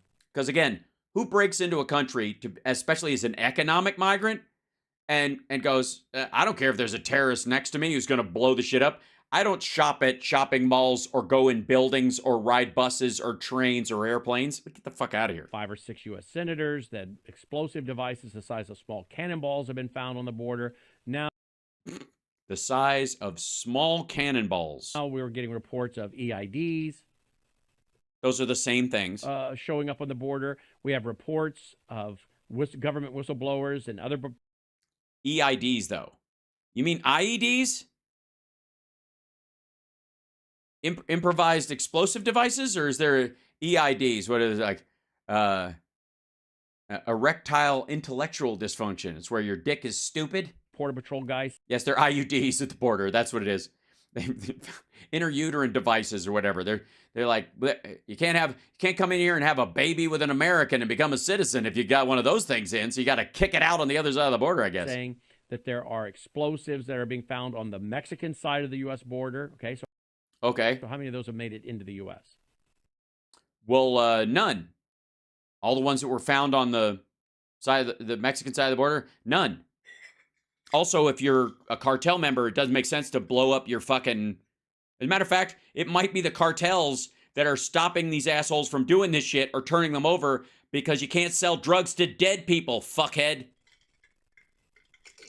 On Brandon House Live tonight, I'm going to be interviewing a government whistleblower who will detail... It's all open source. He's not, revealing anything that's classified. Or true. But he is going to tell... He's just going to talk about news reports. My audience tonight about one location alone, finding multiple explosives in one location on the Mexican side. That was just one location with multiple explosives. Right. But that would be the point, is that multiple in one place. Otherwise, it wouldn't be multiple, because you'd be one place and there would only be one thing. And that wouldn't be... That's how multiple works. So the border has created a real crisis. The border has created an economic crisis. Bad border. Bad border. Border, what are you doing? What are you doing, border? Stop it. We know that we have reports from the sheriff there in Arizona who's running for U.S. Senate in the primary. And certainly no one on the Republican side who's running for a senator seat, the senatorial seat would exaggerate the threat to make the base turnout. I don't think, right? Republican primary against Kerry Lake. He says he has sources that have told him that these folks are receiving $5,000 debit cards when they come over the border. We did a study that showed a report from the Center for Immigration Studies. From who? From the Arizona government or from the U.S. government? Because you do realize congressional, that would mean that the Republicans have okayed these payments? The other day on how many of them are on some kind of government program. So this has created an economic crisis. It's created a... No, it really hasn't. National... We still have... If there's an invasion at the border of immigrants who will take all these jobs that Americans don't want, blah, blah, blah, or they'll take your jobs or anybody's job. I mean, they wouldn't want your job because that's you're a walking OSHA violation in that place. I don't know what the fuck. Is that in the back corner of the fucking MyPillow warehouse where they're not making shit anymore? Not making any more of those lumpy pillows? Lumpy pillows, kiss my ass. All right. If that's true, if there's a huge invasion and we still have unemployment at 3.6%, how is that fucking possible? Isn't the whole thing about like people working under the table and migrants especially taking jobs and Americans are unemployed because somebody took their fucking job? Security crisis, right? No. There, you can at the border. There's always security concerns. Look at your fucking reaction to that asshole and his friend / wife or girlfriend, whoever it was, that crashed into the Canadian border, just sped through it. Honest to God, it looked like a Tesla auto drive fuck up, that crash. But everyone's like, it's an invasion from Canada. That, everybody was rightly concerned about it for a little bit, but you guys were convinced it was a crisis, and it wasn't. And you know what happens when everything's a crisis? Nothing's a fucking crisis. You use up all your crisis funds because that's how you react to every fucking thing. It's creating a healthcare crisis. No. Because again, you have many folks now showing up at the hospital. Do you? What do they have? I think, doctor, can you see my son? We went in there. I think he's got a bad case of Mexican. He was speaking Spanish, and they were saying they were teaching him. He told us they were teaching Spanish at school, and I said that can't be possible. This is America, and I think he got some of that Mexican on him, and I think he's got like blood-borne Mexicano. I think it got on him. Maybe one of them had a cut or something like that, and it rubbed off against him, and he's turning Mexican. Look at him. He's getting he's got a little peach fuzz mustache. Fuck his puberty. That is filth. Shut your mouth. Shut your mouth. Give him a pill that makes him not Mexican anymore. Fucking. If you need me, I'm gonna run down the street to Taco Bell. I'll be right back. Keep an eye on him. He's my only child, and there's nobody else here. With no health care. So it's creating a health care crisis. Everything's a crisis. It's really the Cloward Piven strategy of overwhelm the system. At what point is the system? But it isn't overwhelmed. It's not. As a matter of fact, even the ones that are being moved to New York, even the ones that Abbott and those fuckers put on buses and sent to New York or Washington State or California, even those are being processed. Otherwise, they wouldn't be able to get them on the fucking bus. System so overwhelmed that it can't sustain it. You have a collapse of your economic system added to all the other problems. But what point is the... Yeah, which is that happening right now? Is America having a collapse of our economic system? Motherfucker, the exact opposite is happening. The American economic system is so strong and so resilient and coming back so like so resiliently during this time that the South American collapses, like in Argentina and elsewhere, are what's driving people to come up here, you dumb motherfucker. The problem's so great that you just throw up your arms, supposedly. Metaphorically, not supposedly. In frustration and say, oh, let's just give everybody a biometric chip. That's it. I can't keep track of all these fuckers. We're going to have to chip everybody. Even U.S. citizens? Of course. We're going to start with them. You don't just chip people coming into the country. We start with babies. I mean, because honestly, they're coming into the country. We don't know where they're from, really. And they're from some country called Bahina. Let's just make the North American Union. Oh, let's just turn Mexico, America, and Canada into one country. Which I guess most Republicans would kind of sign off on, just us taking over Mexico and Canada. But the idea is that there's going to be like an Amero instead of the euro, which we don't need because the U.S. dollar is doing just fine. Oh, God. You know what? How is it? You know what a dumbass you have to be to make a conspiracy of that magnitude boring? Also, I think the big question, or the least big question of the hour is, did Republicans just throw away the Fourth Amendment?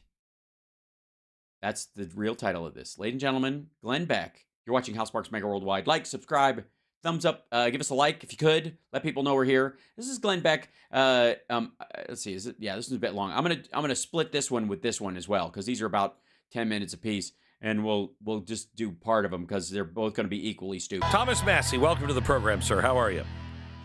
Well, I've been better. I'm a little. Yeah, you know, you can't even say Merry Christmas in front of the weird ice-based Christmas tree, the colorless Christmas tree that Glenn has to have. It's got to match his microphone and his hair. A bit out of breath. I just ran from that vote that just threw away the Fourth Amendment to our Constitution. They passed the extension of the Foreign Intelligence Surveillance Act. Oh, my God. Oh, by the way, he means the National Defense Authorization Act.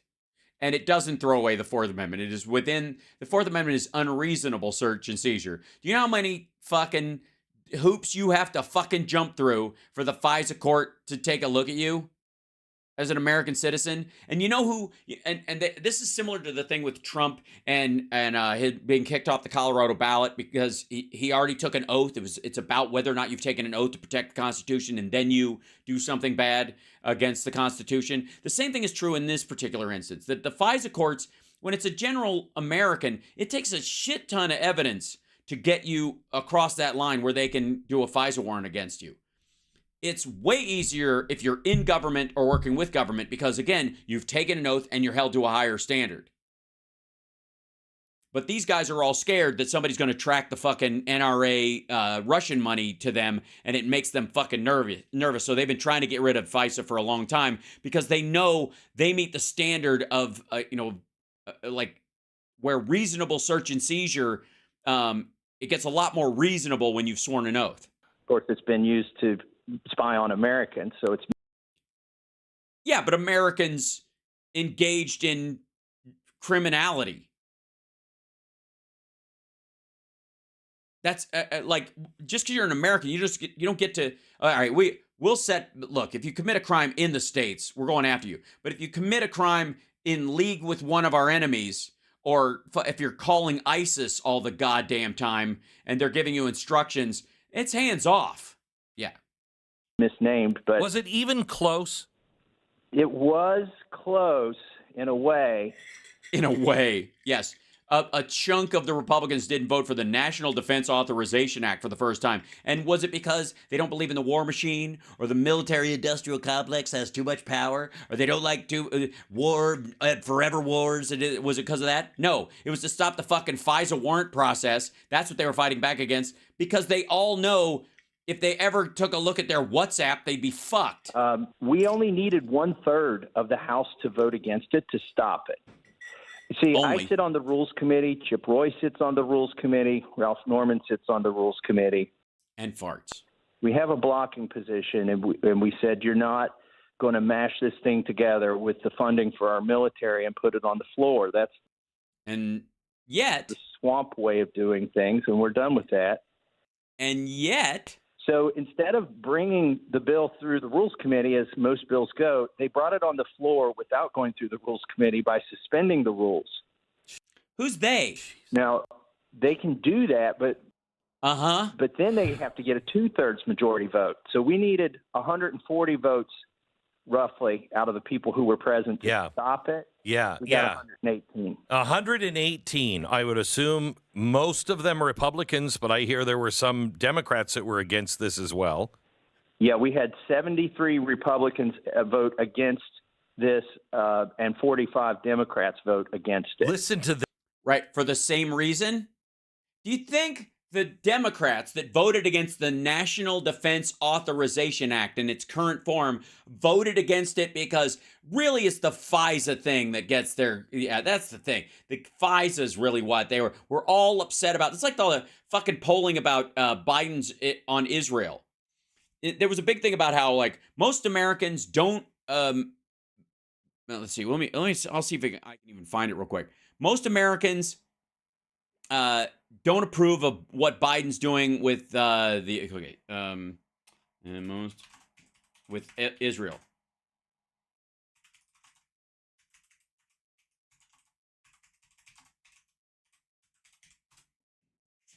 Yeah. CBS News poll. Yeah. So here's this is CBS News. Hold on, I'll fix it next time. Okay. Fix it next time. Go away. So this is, you see this kind of shit a lot. Most Americans disapprove of Biden's handling of Israel-Hamas war.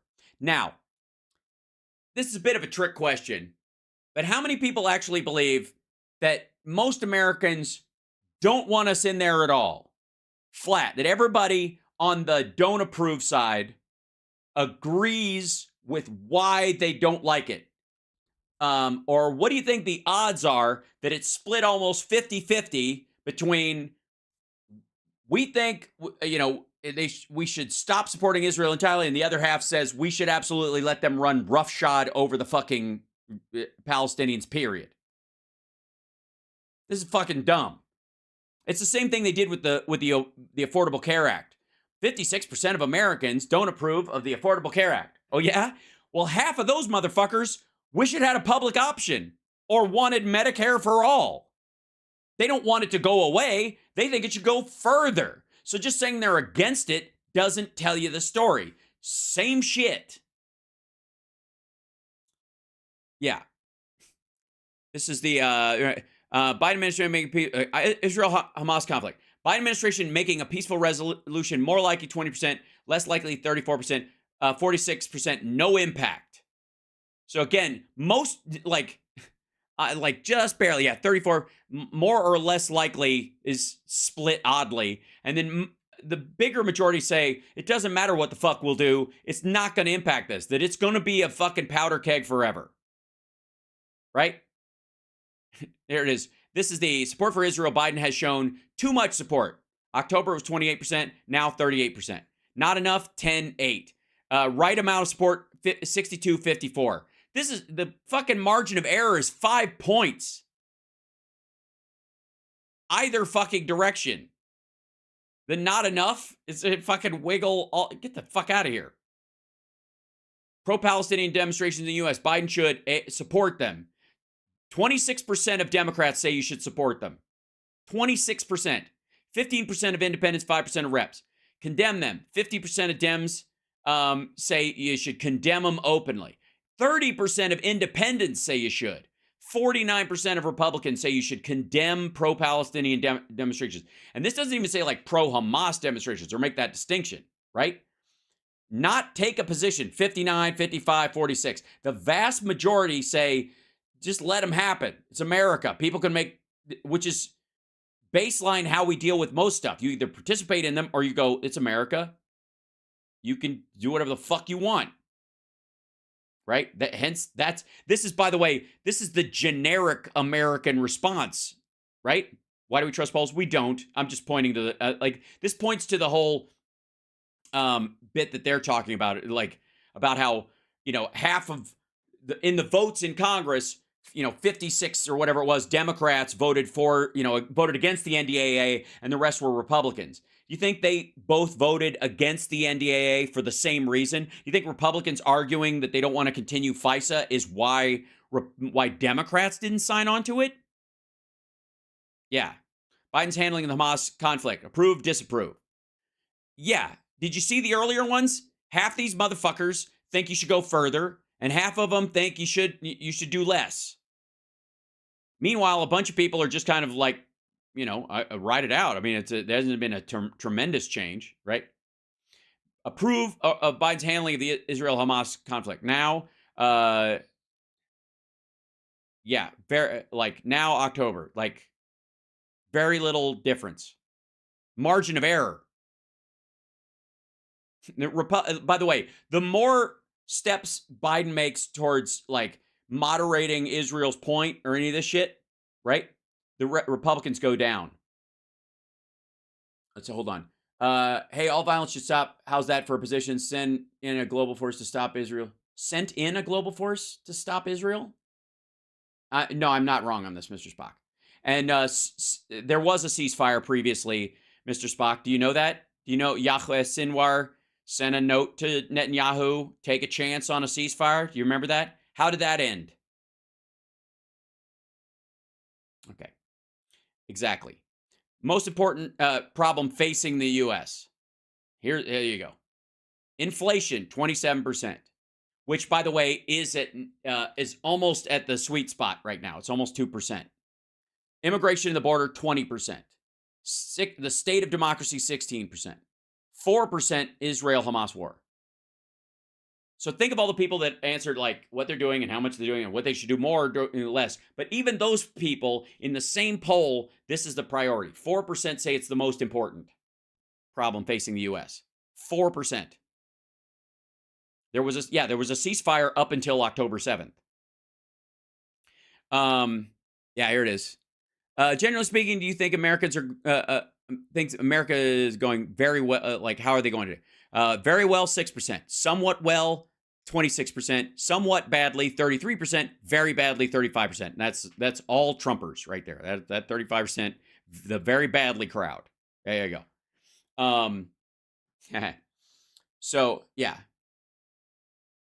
Anyways, that I just wanted to point that out real quick in the let's see, where are we with these idiots? Here we go. So he was just making the case. That's what I'm making the case for. In a lot of these things, I think it's very important when somebody says this group of a mix of people all voted against or for one particular issue, which gives the illusion, which is what Massey's trying to do, that they all are against it for the same reason. Or if you remove the same thing, they would suddenly all be for it. They would all, if they'd have taken out the FISA extension, Democrats would have voted for the NDAA that voted against it. You understand? Not the case at all. But that's the illusion, right? This America. Just 76, did you say? Republicans. Republicans. Yeah. That is insanity. No, it isn't.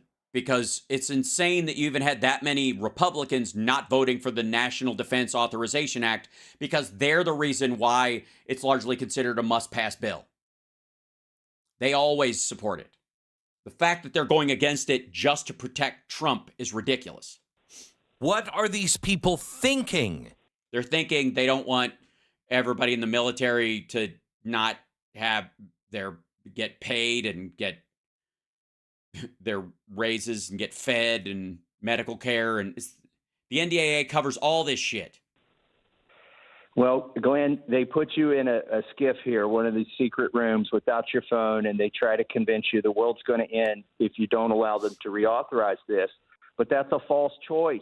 We passed a reform to this that would require the government to get a warrant out of Jim Jordan's Judiciary Committee. Right. The kind of warrant, by the way, that wouldn't warn, perhaps, and that's, again, technically speaking, that would warn Americans that they were being looked at when they're in contact with ISIS or any of these other groups. That hardly helpful. Like, hi, we're gonna be tapping your phones because we notice you keep contacting people in Al Qaeda and downloading bomb-making schematics. Another committee that Chip Roy and I sit on, and the speaker, instead of bringing it to the floor as a standalone bill, brought this horrible thing that, as you said in your intro, we already know they've admitted they've used it illegally on 250,000 times on Americans.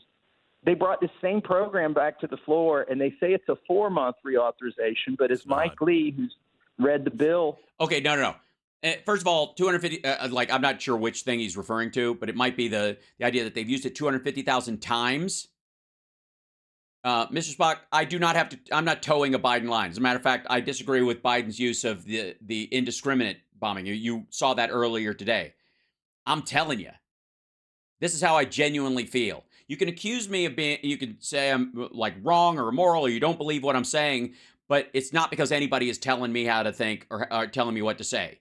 And unlike you, Mr. Spock, with all due respect, I use my real name and my real face when I discuss these things. I put myself out there and stand by what I say. But I appreciate the trolling. points out it may be more than a year reauthorization because they'll just reset the clock in January. By the way, I'm not sure that Glenn knows that this was part of the NDAA. I don't think he's aware. Like, he's just kind of talking out of his ass. You know what I mean? I don't think he knows that when he says they take you into a skiff and they tell you the world's going to end and they scare you into reauthorizing this thing, he doesn't mean just FISA, that it's not a standalone. It's inside the actual NDAA. Can you give me any hope for the Republic? Shut the fuck up. Of course not. You have people in a district that would elect someone like Thomas Massey. People ask me, is there any hope? I say, I am here on the 5% chance that we can fix it, and on the 30%. 5%? The fuck out of here. Chance that it all goes to hell, and I live through that, and I can be here to try to put it back together. Jesus Christ. I presume you're talking about the Republican Party? Yeah. So, you know, we started out this year, we were going to, and McCarthy put 3 of us on the Rules Committee so we could make sure this didn't happen, so that we could make sure they didn't put 2 different bills. I'm sorry, who? Who put you on the committee? The guy you kicked to the fucking curb and replaced him with a guy who's doing the exact same shit? Together. What a bunch of assholes. Seriously. Like, none of this shit has anything to do with, like, the country as a whole or the American politics or the fucking division between the parties. This is a problem in between these assholes. Like, this is just inter-party fighting amongst Republicans because they have no idea what their priorities are. They have no ethical base. They have no, like, principles to stand on anymore because they elected Donald Trump and they're like, nothing seems to matter. Like, at this, if I have to cover for that fucking asshole, then I can't stand by anything.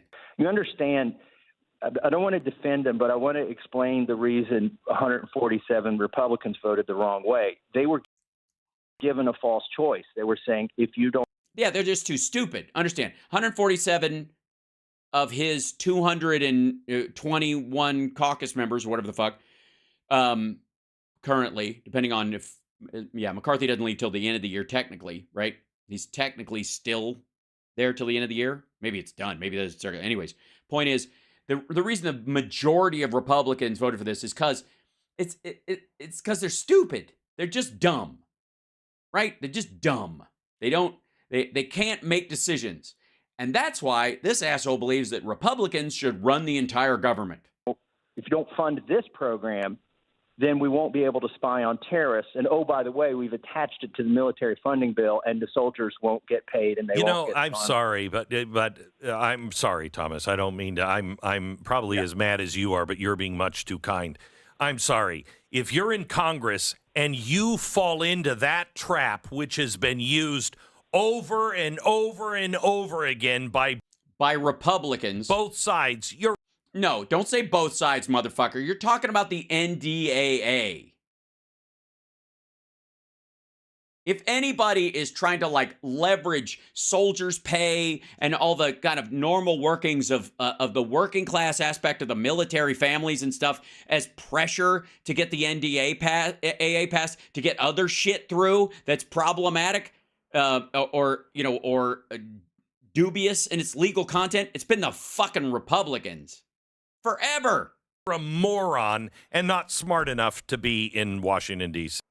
So there you go. Glenn Beck, according to Glenn Beck, more than 2/3 of the Republican caucus are too stupid to be in office and shouldn't be in our representative government. Look, it happened right before Christmas. It's a gift that I didn't expect, and I'm very excited. It was a stocking stuffer from Glenn. He's right. The majority of Republicans are too stupid to be in Congress. I'm with you. And sorry. It's Lucy and the football for some of us who Jesus Christ, get a new analogy. Been here 10 years, we've seen it about. If it's Lucy and the football, you're Charlie Brown, dumb fuck. 3 times, because this program comes up for reauthorization every 4 years or so. But you're right. They use the same tricks over and over. And in the classified rooms, they give you examples of how this program's been used to stop terrorists, but they don't give you examples of how being able to spy on Americans without a warrant has ever been able to help them stop a terrorist. Well, that's because Timothy McVeigh and all those major, the biggest use of a bomb by an alleged patriot and former member of our military to kill a bunch of kids on the first floor of the Oklahoma, city building. What the fuck? Get out of here. What the hell? That happened before FISA. Just might be part of it. Also didn't engage in any, foreign help for that radicalization anyways. Does CTIL ring a bell with anyone? Are they even paying attention? You know what Matt Taibbi and fuck off and Schellenberger came out and testified to about CTIL and the program of psychological ops being run on the American people. The last thing this government needs is more power. Everybody on the left and the media. Oh, okay. Let me hold on.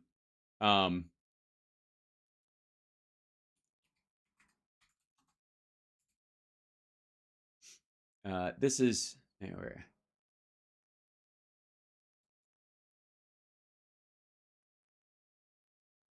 Now, I don't know if you remember the CTIL.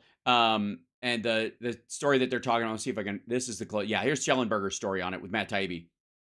This is from the CTIL files. See if you can point out a couple of aspects of this. He went to bat for Bush Jr. Oh, yeah, of course. Glenn Beck backed Bush Cheney the whole fucking way. So just fuck off with this nonsense. This is one of the versions of that story. I'm just going to show you this real quick. CTIL files, like the Twitter files. Everything's a files because if it's files, it makes it serious, guys. U.S. and UK military contractors created sweeping plan for global censorship. Now, I don't remember who was president when. And I certainly know that it wasn't a Democrat in charge of the UK in 2018, I guess. But anybody remember who was president when apparently this shit happened? Who was in charge? And who was saying he should have dictator-like powers and all that? Anybody? No? All right. It's probably Biden pulling the strings anyways. Whistleblower makes trove of new documents available to public, and Racket, which is Taibbi's like little organization he built off of the money he was getting from Elon Musk, showing the birth of censorship industrial complex in reaction to Brexit and Trump election in 2016. The censorship industrial complex. There's a whole because campaign marketing is the same thing. A whistleblower has come forward with an explosive new trove of documents rivaling or exceeding the Twitter files, which is not hard because they're ass. They're stupid. And the Facebook files in scale and importance. So basically, they're completely unimportant and don't say anything like what you said they said. They describe the activities of an anti-disinformation group called the Cyber Threat Intelligence League, or the CTIL, that officially began as the volunteer project of data scientists and defense and intelligence veterans, but whose tactics over time appear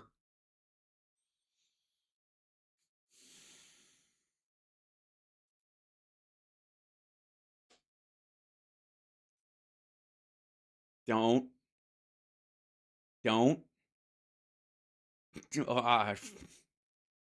gonna tell me that Comer wrote this shit? Appear. Do they? Do they?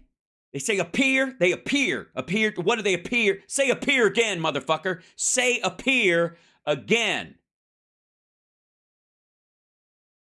Appear. That volunteer project of data scientists that appear, including those of the Department of Homeland Security. The CTI League, I don't know, the CTIL. I don't know. Documents offer the missing link answers to the key questions not addressed in the Twitter files and Facebook files, which are myriad and, again, because they're stupid and full of ridiculousness. Combined, they offer a comprehensive picture of the birth of the anti-disinformation sector, or what we call the censorship industrial complex, because you're assholes. The whistleblower's documents describe everything from the genesis of modern digital censorship programs to the role of military intelligence agencies, partnerships with civil society organizations, commercial media, and the use of sock puppet accounts and other offensive techniques. Lock your shit down, explains one document about creating your spy disguise. Another explains, and by the way, these are volunteer groups. These are people just with sock puppet accounts. Also, for the record, I'm going to need proof that Taibbi and Schellenberger don't have sock puppet accounts. And until they release all their information on their sock puppet accounts, I'm just going to assume they have at least 30. Okay. Another explains that while such activities overseas are typically done by the CIA and NSA and the Department of Defense, censorship efforts against Americans, censorship efforts against Americans, I don't know where the fucking comma's in there, have to be done using private partners because the government doesn't have the legal authority. The whistleblower alleges that a leader of the CTI League, a former British intelligence analyst, was in the room at the Obama White House in 2017 when she received instructions to create a counter-disinformation project to stop a, quote, repeat of 2016, which would be the Russians interfering with our thing, which, by the way, would have no impact on Americans exercising their right to free speech. None. All right. Over the last year, Public, Racket, Congressional Investigators, and others have documented the rise of censorship industrial complex. They made up this fucking word and they've been selling it. This is the thing. This is how it works. Myth, InfoSec, Credibility Coalition, People-Centered Internet, IACI, and the industry, academia, media, community, government, InfoSec. Look, it's all there. Look, the arrows go both ways. Don't you, see that? It's clear as fucking day. It's AB logic, BA logic, okay? Look. Eat your heart out, Jamie Comer, with your stupid fucking charts. Look, the arrow goes both directions, okay? Arrows.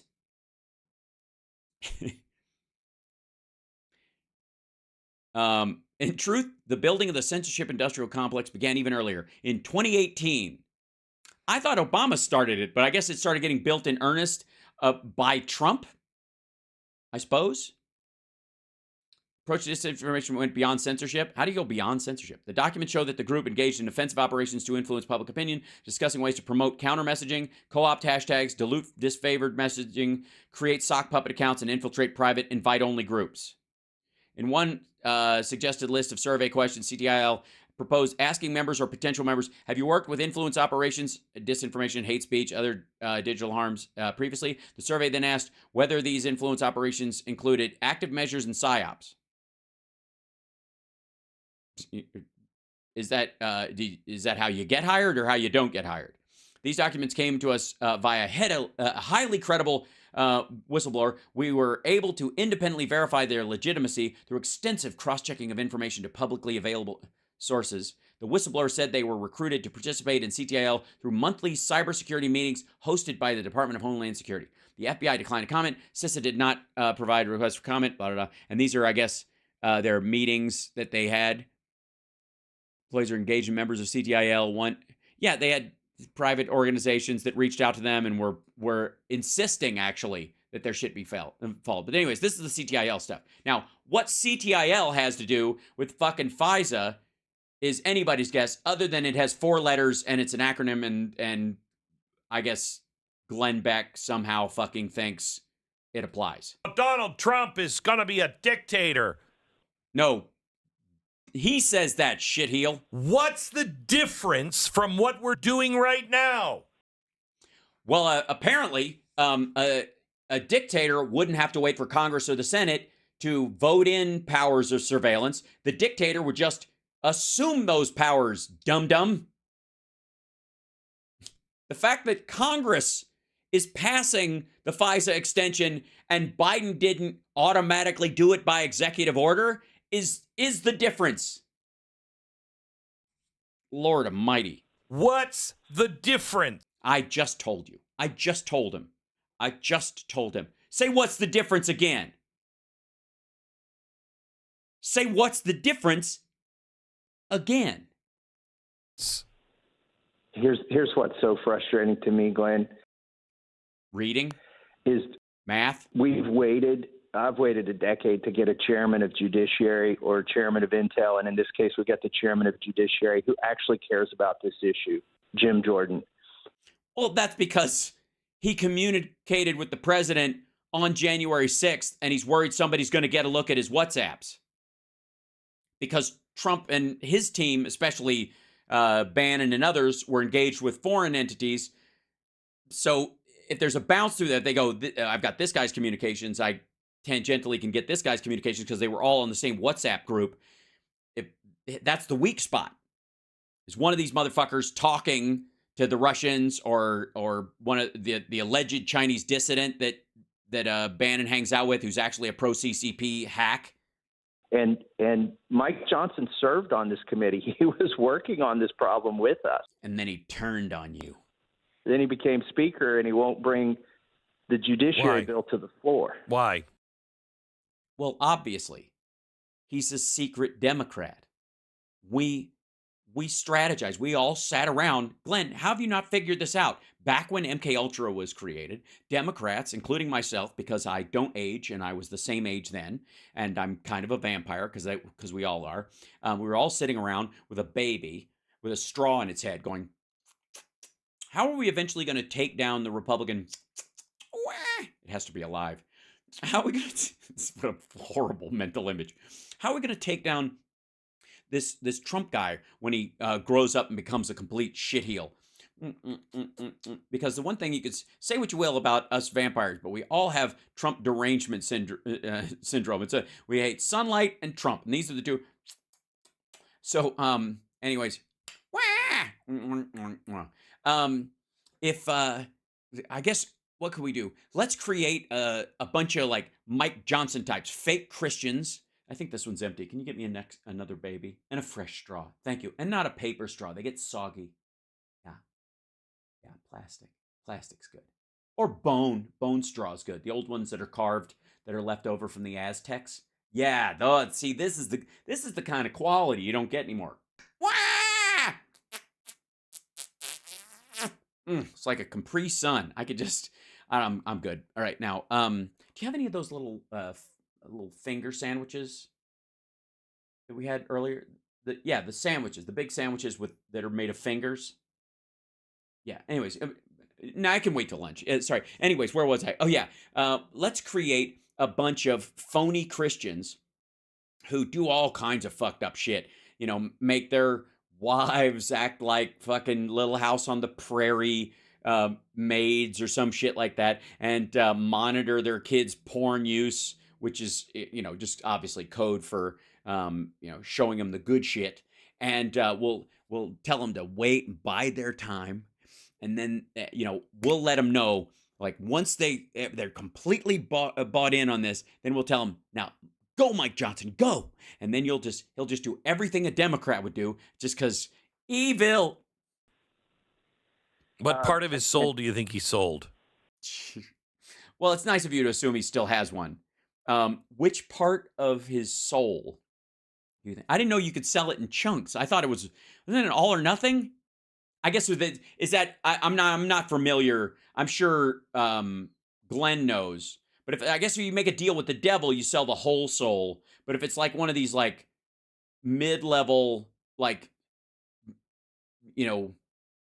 like sub-demons, it's more of like a barter system, that kind of thing. Yeah, sometimes, like sometimes you just you have too much, and you're like, I can't, if I couldn't eat a whole soul. I'm just full, So I'm like, I'll tell you what, I'll give you a slight raise and a better car for like a fifth of your soul. Like when you go to heaven, if you go, at the end of it, you'll be an angelic being missing an arm. You'll be, and I'll just be in heaven for eternity, gnawing on it. Okay, that's how the deal works. That's just it's kind of, again, we also have layaway, but you don't want to hear about that. I don't think he sold his soul. I think they have put him in one of these rooms and shown him the extra super classified stuff. And okay, so he's seen the truth and he won't buy your bullshit anymore. Is that the idea? Convinced him that if he doesn't do this, there'll be a terrorist attack on January 1st. There's going to be a terrorist attack in this country because our borders are wide open. So why didn't the Republicans pass the border funding then? That is true. I mean, you cannot have it both ways. You can't. Well, sure you can. Can't say we have to have this tool because terrorist attacks are going to happen, but we're letting 5,000 people in every day. Yeah, but I gotta say, like, weed out which ones might be a problem and keep an eye on them specifically. But I don't think the women and the babies are going to be a problem. I'm just saying, I might be naive, but when I look at whole family units or mothers carrying their child, I'm just saying it doesn't. I don't know why they want to make it. You walk all the way to America just to blow it up with your kid. I just don't know why if you're going to walk all the way to America, thousands of miles in sandals, you wouldn't just leave your kid behind. Mommy's got to go now. I've got to go blow up America for some rando reason. You stay right here. You can't have it both ways. This is him yelling into the speaker at the Sonic drive-thru. Listen, I'm sorry. But your frustration is an expression. Is an expression of your idiocy? Of the frustration of your listeners and of my voters. Right, because it would take a certain kind of simpleton to get all wound up by any of these assholes. I am Chip Roy. I got to give him credit. You're a Chip Roy? You're a chip off the old Chip Roy? Motion to adjourn before they brought this bill up. He tried to adjourn Congress. He should have put you know what? He should have pulled the fire alarm. They don't do anything about that anyway. Yeah, they did. They voted to censure him.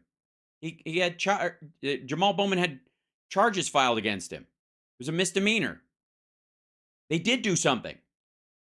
Try to keep up, asshole. I guess we should all pull fire alarms. Yeah. I mean, it's unbelievable. And then did Glenn just say shit? Did a Mormon just say shit on the Blaze? Is that what happened? Hold on one second.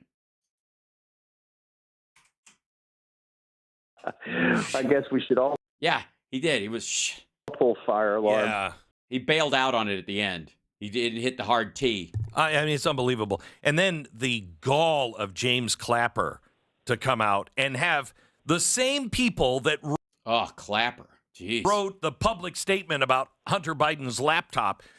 What laptop would that be? Have you ever seen that laptop? I've never seen that laptop. There is no laptop. You mean the one that was left at Keith Ablow's house? Oh, you don't mean that one? Or you mean the one that Hunter actually turned over to the IRS? Oh, you don't mean that one. You mean another one?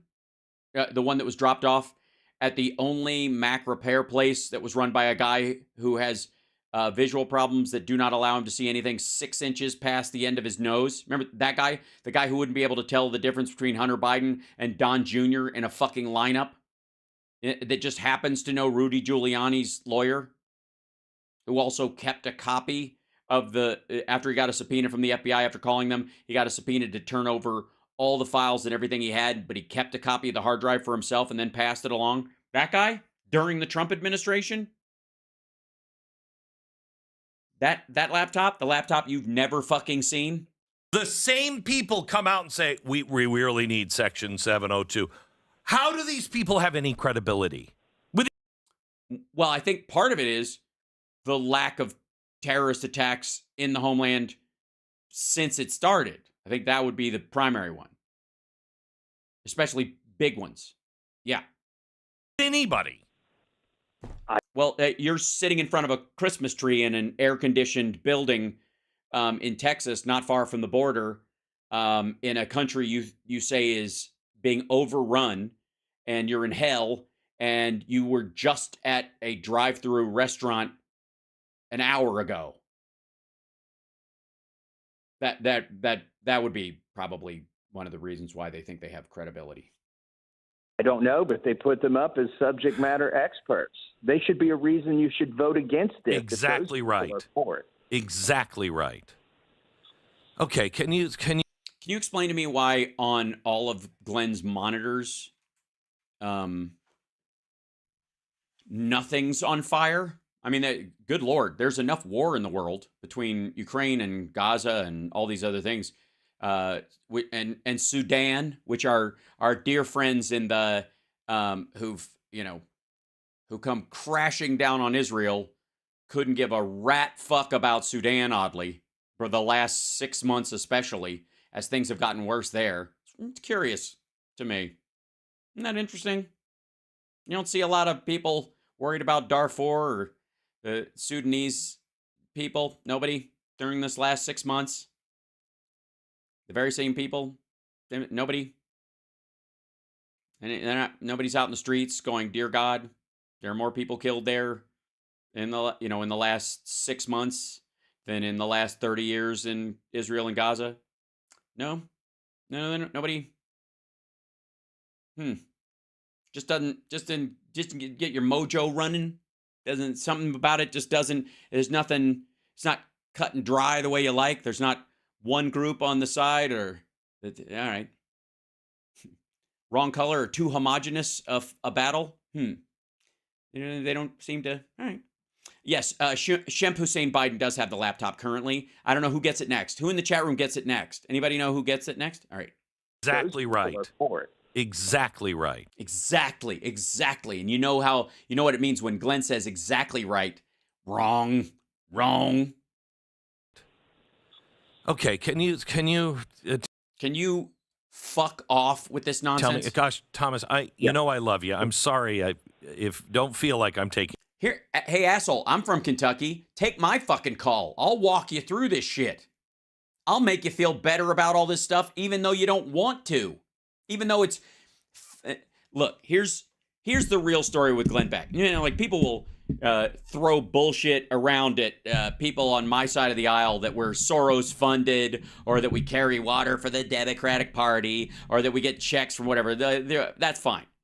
But it is obvious to any Glenn Beck viewer that the country coming out of COVID and improving over time, and that improving sticking and staying there, and us being able to build on progress all the time, is financially disadvantageous to Glenn Beck. And when you have somebody where things working, things getting better, solutions getting solved are financially disadvantageous, you have to question not only the ethics and ideas and bills and policies that they bring on the fucking air, right? Because if they're bringing it on, they want it to be a chaos agent. They want it because they make their living off things being shit, right? And then on the other hand, I guess they're a little torn because he's definitely got huge investments, so he enjoys it when the when the stock market goes up and that kind of stuff. But he has to lie about it in the interim. But again, it's got to be in the stasis. Like Stephen Wright used to have that joke. He goes, you know that feeling when you're leaning back in a chair and you almost fall but you catch yourself. I feel like that all the time. Remember that joke? I love that joke. That's sort of where Glenn Beck is with sort of the end of the world and things actually working. That's his sweet spot for making money. That all of his viewers have to feel like they're in that fall over limbo. They never actually hit the ground because it's always coming. But they never stabilize either. They have to be on their fucking heels, like almost ready to fall all the goddamn time. It out on you. I know it probably sounds that way, but you're one of the good guys. So, and thank Chip and Mike and everybody else that's working, who wasted their fucking vote and dicked around for no reason behind the scenes, and drew such a big line over FISA that they couldn't make any other variations in NDAA that might actually be meaningful to stop this stuff.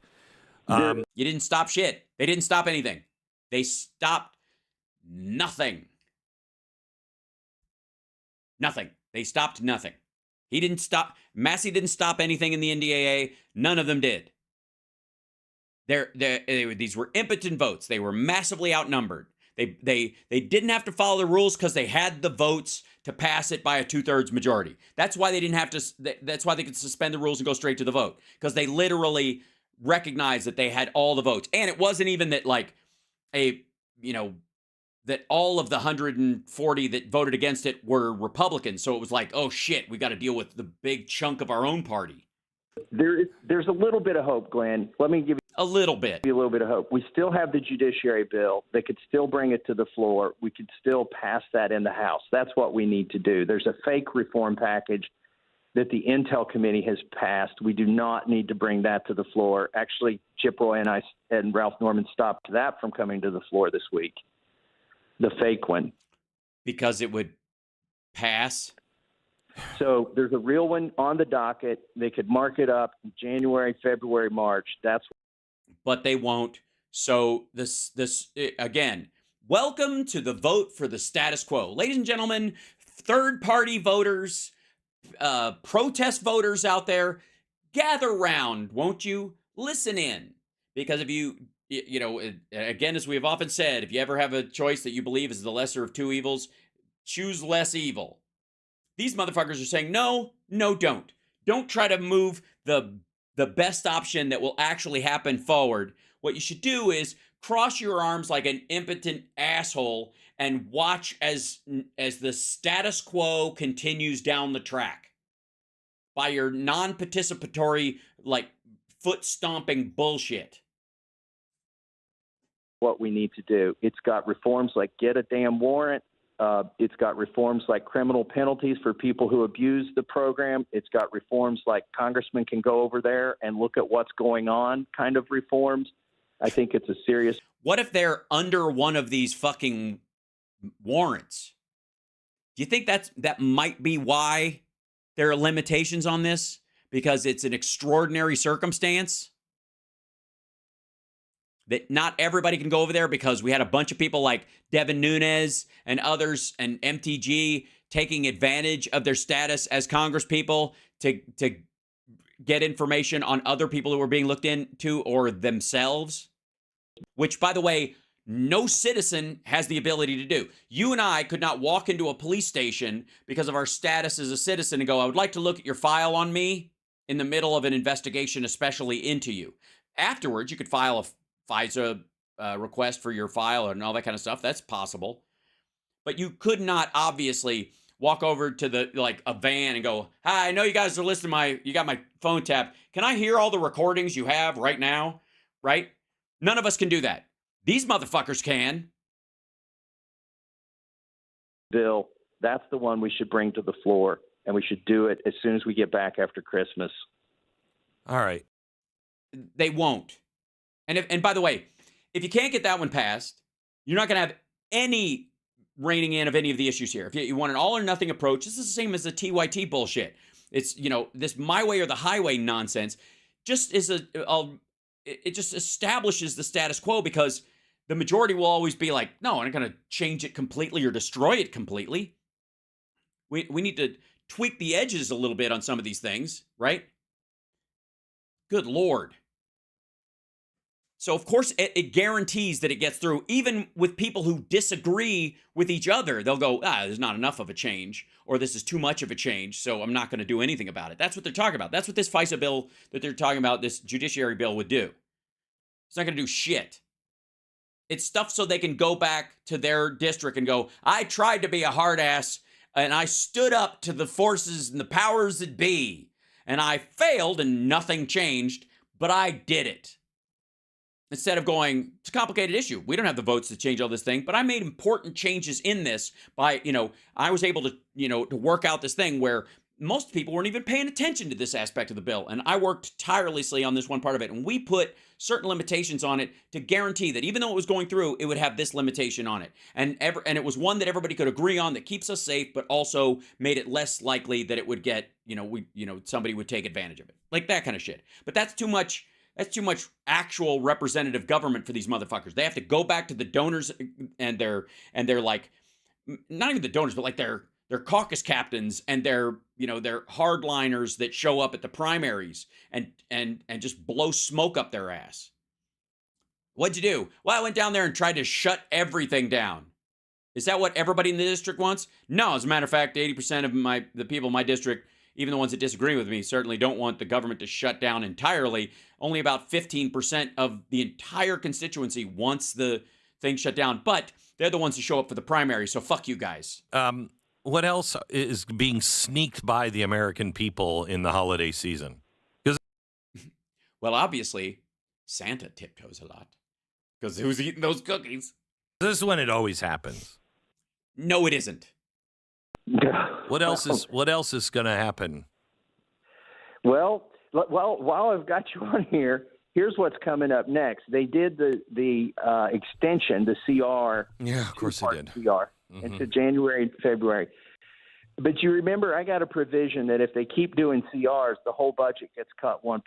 I know that's not enough, but that will kick in April, and they are freaking out right now. No, they're not. No one is freaking out. No one. You cannot say to anyone over 1%. No, they're not freaking out over 1%. They're not freaking out at all. They're largely gone for the fucking holidays. Seriously, watch any footage of any of these of any Congress people who are home for the holidays and sending out their messages. And, Merry Christmas and Happy Holidays to all the people in our important district of the 3rd district, the proud 3rd district of Kansas or whatever the fuck they are, right? None of them are like, Jesus Christ, I'd love to shoot a Christmas message right now, but April is creeping the fuck up on us and I can't fucking... Shut up, Marge! I'm trying to talk to the camera here. They don't understand. Look, okay. Yesterday at Kroger's, you may notice the film has come out that went viral of me shitting my pants in Kroger's. And look, most people think that, well, that's just him. But no, this was... it's because April is coming up, and all I could think, I was sitting there, I'm waiting there, I'm gathering stuff up, I'm getting eggnog and other stuff like that, which also gives me gurgle belly anyways, and I'm pushing it around, and I'm thinking, April is coming up, December, January, February, March, and I just, right after I said March, I filled my pants with soup, and anyways, happy holidays, click. Over 1%, like the world will end if we spend 1% less this year than the Democrats did last year. Joe Biden is killing it. Joe Biden farted out $200 million to Ukraine, and that wouldn't. I mean, that's not even touching 1%. Are you kidding me? They're freaking out. Did Trump fart again at an event? Because usually when they bring up stuff at random like this, either Trump just farted and they know about it, or Glenn did. I'm going to go with Glenn. Yeah. Pretty sure. They're freaking out, right? 1% No, they aren't. Percent is $15 billion, and Joe Biden's asking for another $60 billion. He's asking for 4% of our discretionary budget additionally to go to Ukraine, and they're freaking out over this 1% cut provision that I got signed into law. They did this out of desperation, but now it's coming up. They will move heaven and earth to get out of that 1%. That's what everybody needs to be watching, I think, right? No. I'll tell you what, the 1% cut, okay, you know how that happened? This asshole, and I guess McCarthy at the time, they got this thing set up that if they don't pass this thing, if they pass too many CRs, like 3 of them or 2 of them or whatever the fuck it is, if they keep doing it, then it cuts everything 1%. With the idea is that this is how they get the 12 separate bills through that they have to pass, the 12 different areas of funding. So, and this was to keep them from doing an omnibus, because they didn't have the political will to get an omnibus through, and they were going to, McCarthy was going to stop it, and so they couldn't do a CR, so it was going to make them force through these 12 separate bills. Well, that didn't happen, and what they did was they created the 2 minibuses, January and February, and again, they are equally divided with Democratic and Republican priorities in them, and they're just going to, all that 1% thing does is give equal pain to either one of these groups. Like, Republicans will get 1% cut out of their shit. They will have personally overseen the cut of 1% from spending for military families and that kind of shit. And Democrats will have seen it around, I guess, infrastructure or what have you. But everybody's got or social programs. And so the idea is that both have an equal amount to lose. All that 1% thing in April does is fucking guarantee that the 2 buses are going to pass. Now is whether. And by the way, there is no material reason why you need 2 of them. They just did it to make it look like they're doing something separate. They cheat us out of the 1% cut that Chuck Schumer voted for and Joe Biden signed so that they could get the debt limit through. Unbelievable. Totally believable. Well, Thomas, thank you for for your impotent votes and your wasted time and your absolute your commitment. Your commitment to wasting your time and my time and taxpayer dollars dicking around, making floor speeches that will amount to nothing because you materially can't change the functioning structure of any of the spending to make any of it cheaper. You can't sit on a committee and do anything, but we need to cut this money instead of saying we could more efficiently spend this money on the things we want and save that. Right? So we could save this money and we wouldn't have to spend it, and we would get the same benefits without spending that money, right? That would take work and creativity. But he doesn't have any of that, so he comes up with 1%, cut the thing, 1%. Which, by the way, who thinks he thought fucking 1% was the starting number? What do you think? He started at, what do you think, 5? Minimum? Shit, I wouldn't be surprised if he floated 10, but let's say 5%. And what did they end up with? 1. And that's if they don't pass these 2 extension bills, which they will. Yeah. Good times. All right, we do have our trolls back. Sorry, I forgot. I had to turn off the picture for them there. It's upsetting. So there you go. The trolls, they were upset because they weren't seeing their picture. So that's good. By the way, like, subscribe, give a thumbs up, support the show. And don't forget patreon.com/HalSparks. It's a great time to do your yearly join if you want to do that, or you can do it monthly if you want to, I suppose. And yeah, all that. That's yeah. So it's what? Oh my gosh, what's happening over there? That's crazy. Who are these people? And why are they on an airplane? That seems strange. So yeah. That said, I'm sorry, I can't keep that up long because seeing both of those guys are nauseating. So yeah. Good stuff. I could crop the picture a bit, you think? I might. Yeah. I like showing it in the original form. I didn't change the picture at all or change even the shape or the content of it by just showing the whole one. Yeah, there you go. Right? I mean, I think that's reasonable.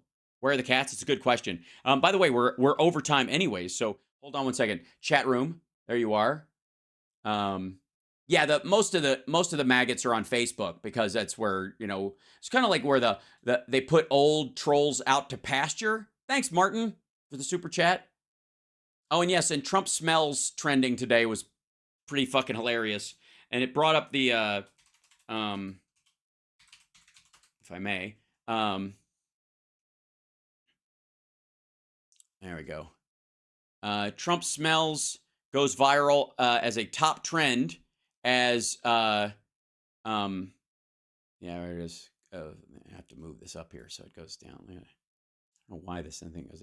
As claims of putrid odor go viral, the hashtag Trump smells quickly skyrocketed to the top trending topic in the United States on X after Donald Trump's team threw a stink over claims that the ex-president and criminal defendant has an odor that is truly something to behold. And they do mean whole.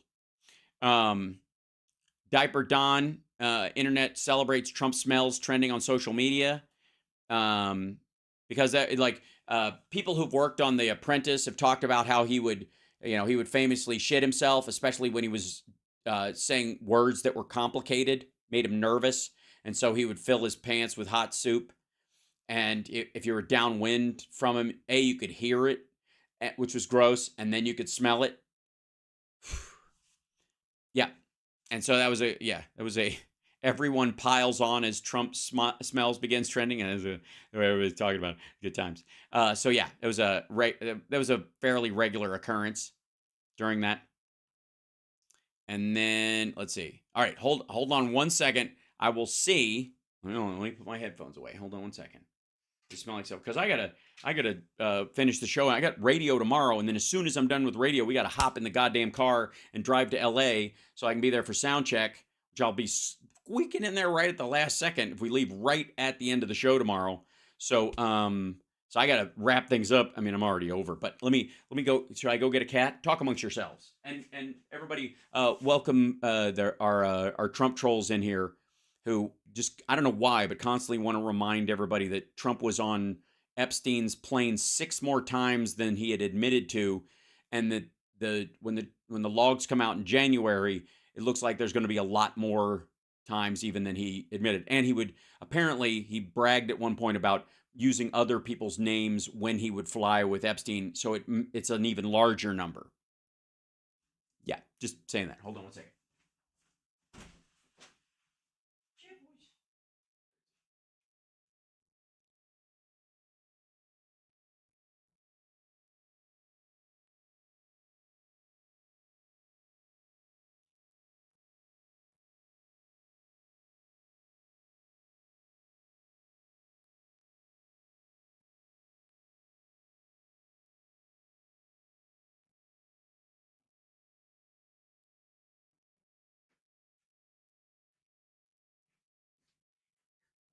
Everybody, this is Maddie. Maddie, this is everybody.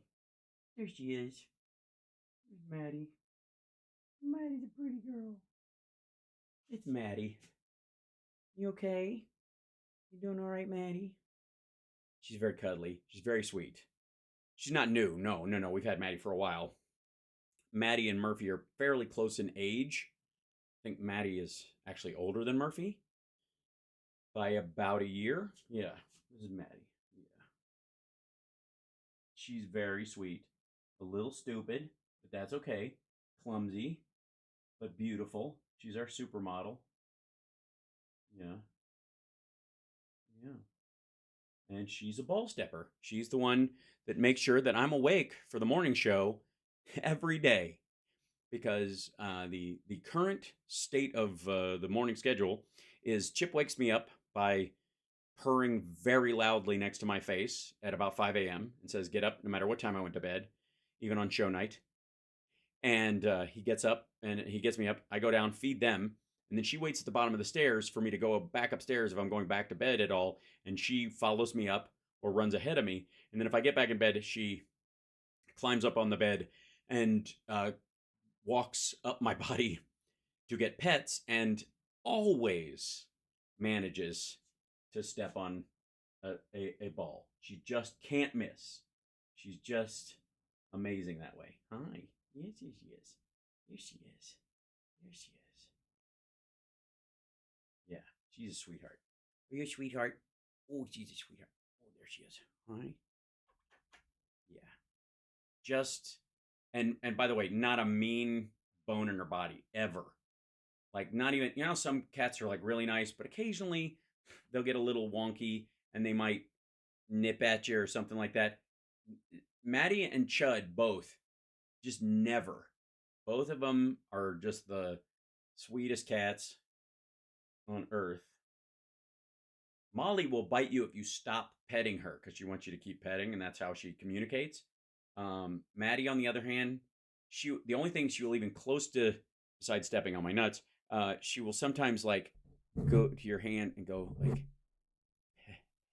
pet, like she'll try to move your arm like pet me, and so she'll scratch at you a little bit, but it's so light. Yeah. Yes, I'm doing a radio show tomorrow, and then I'm jumping in the car immediately and driving to LA. So that's it for the show. And I'm driving because I think summer is going. So, but I might, depends on how she's feeling. If you know, I might go, oh shit, and I have to fly last minute. It's a lot of stuff. So, anyways, there you go. Yeah, Maddie's lovely. Yes, you are. You're a pretty girl. There she is. She'll just hang out on you. She'll just sit. So, from me and the fam and Maddie and everybody here, have a wonderful night, and I will see you guys tomorrow. Take care of yourself and take care of somebody else, and I'll see you tomorrow. Okay, bye. All right. There she is. She's a good girl.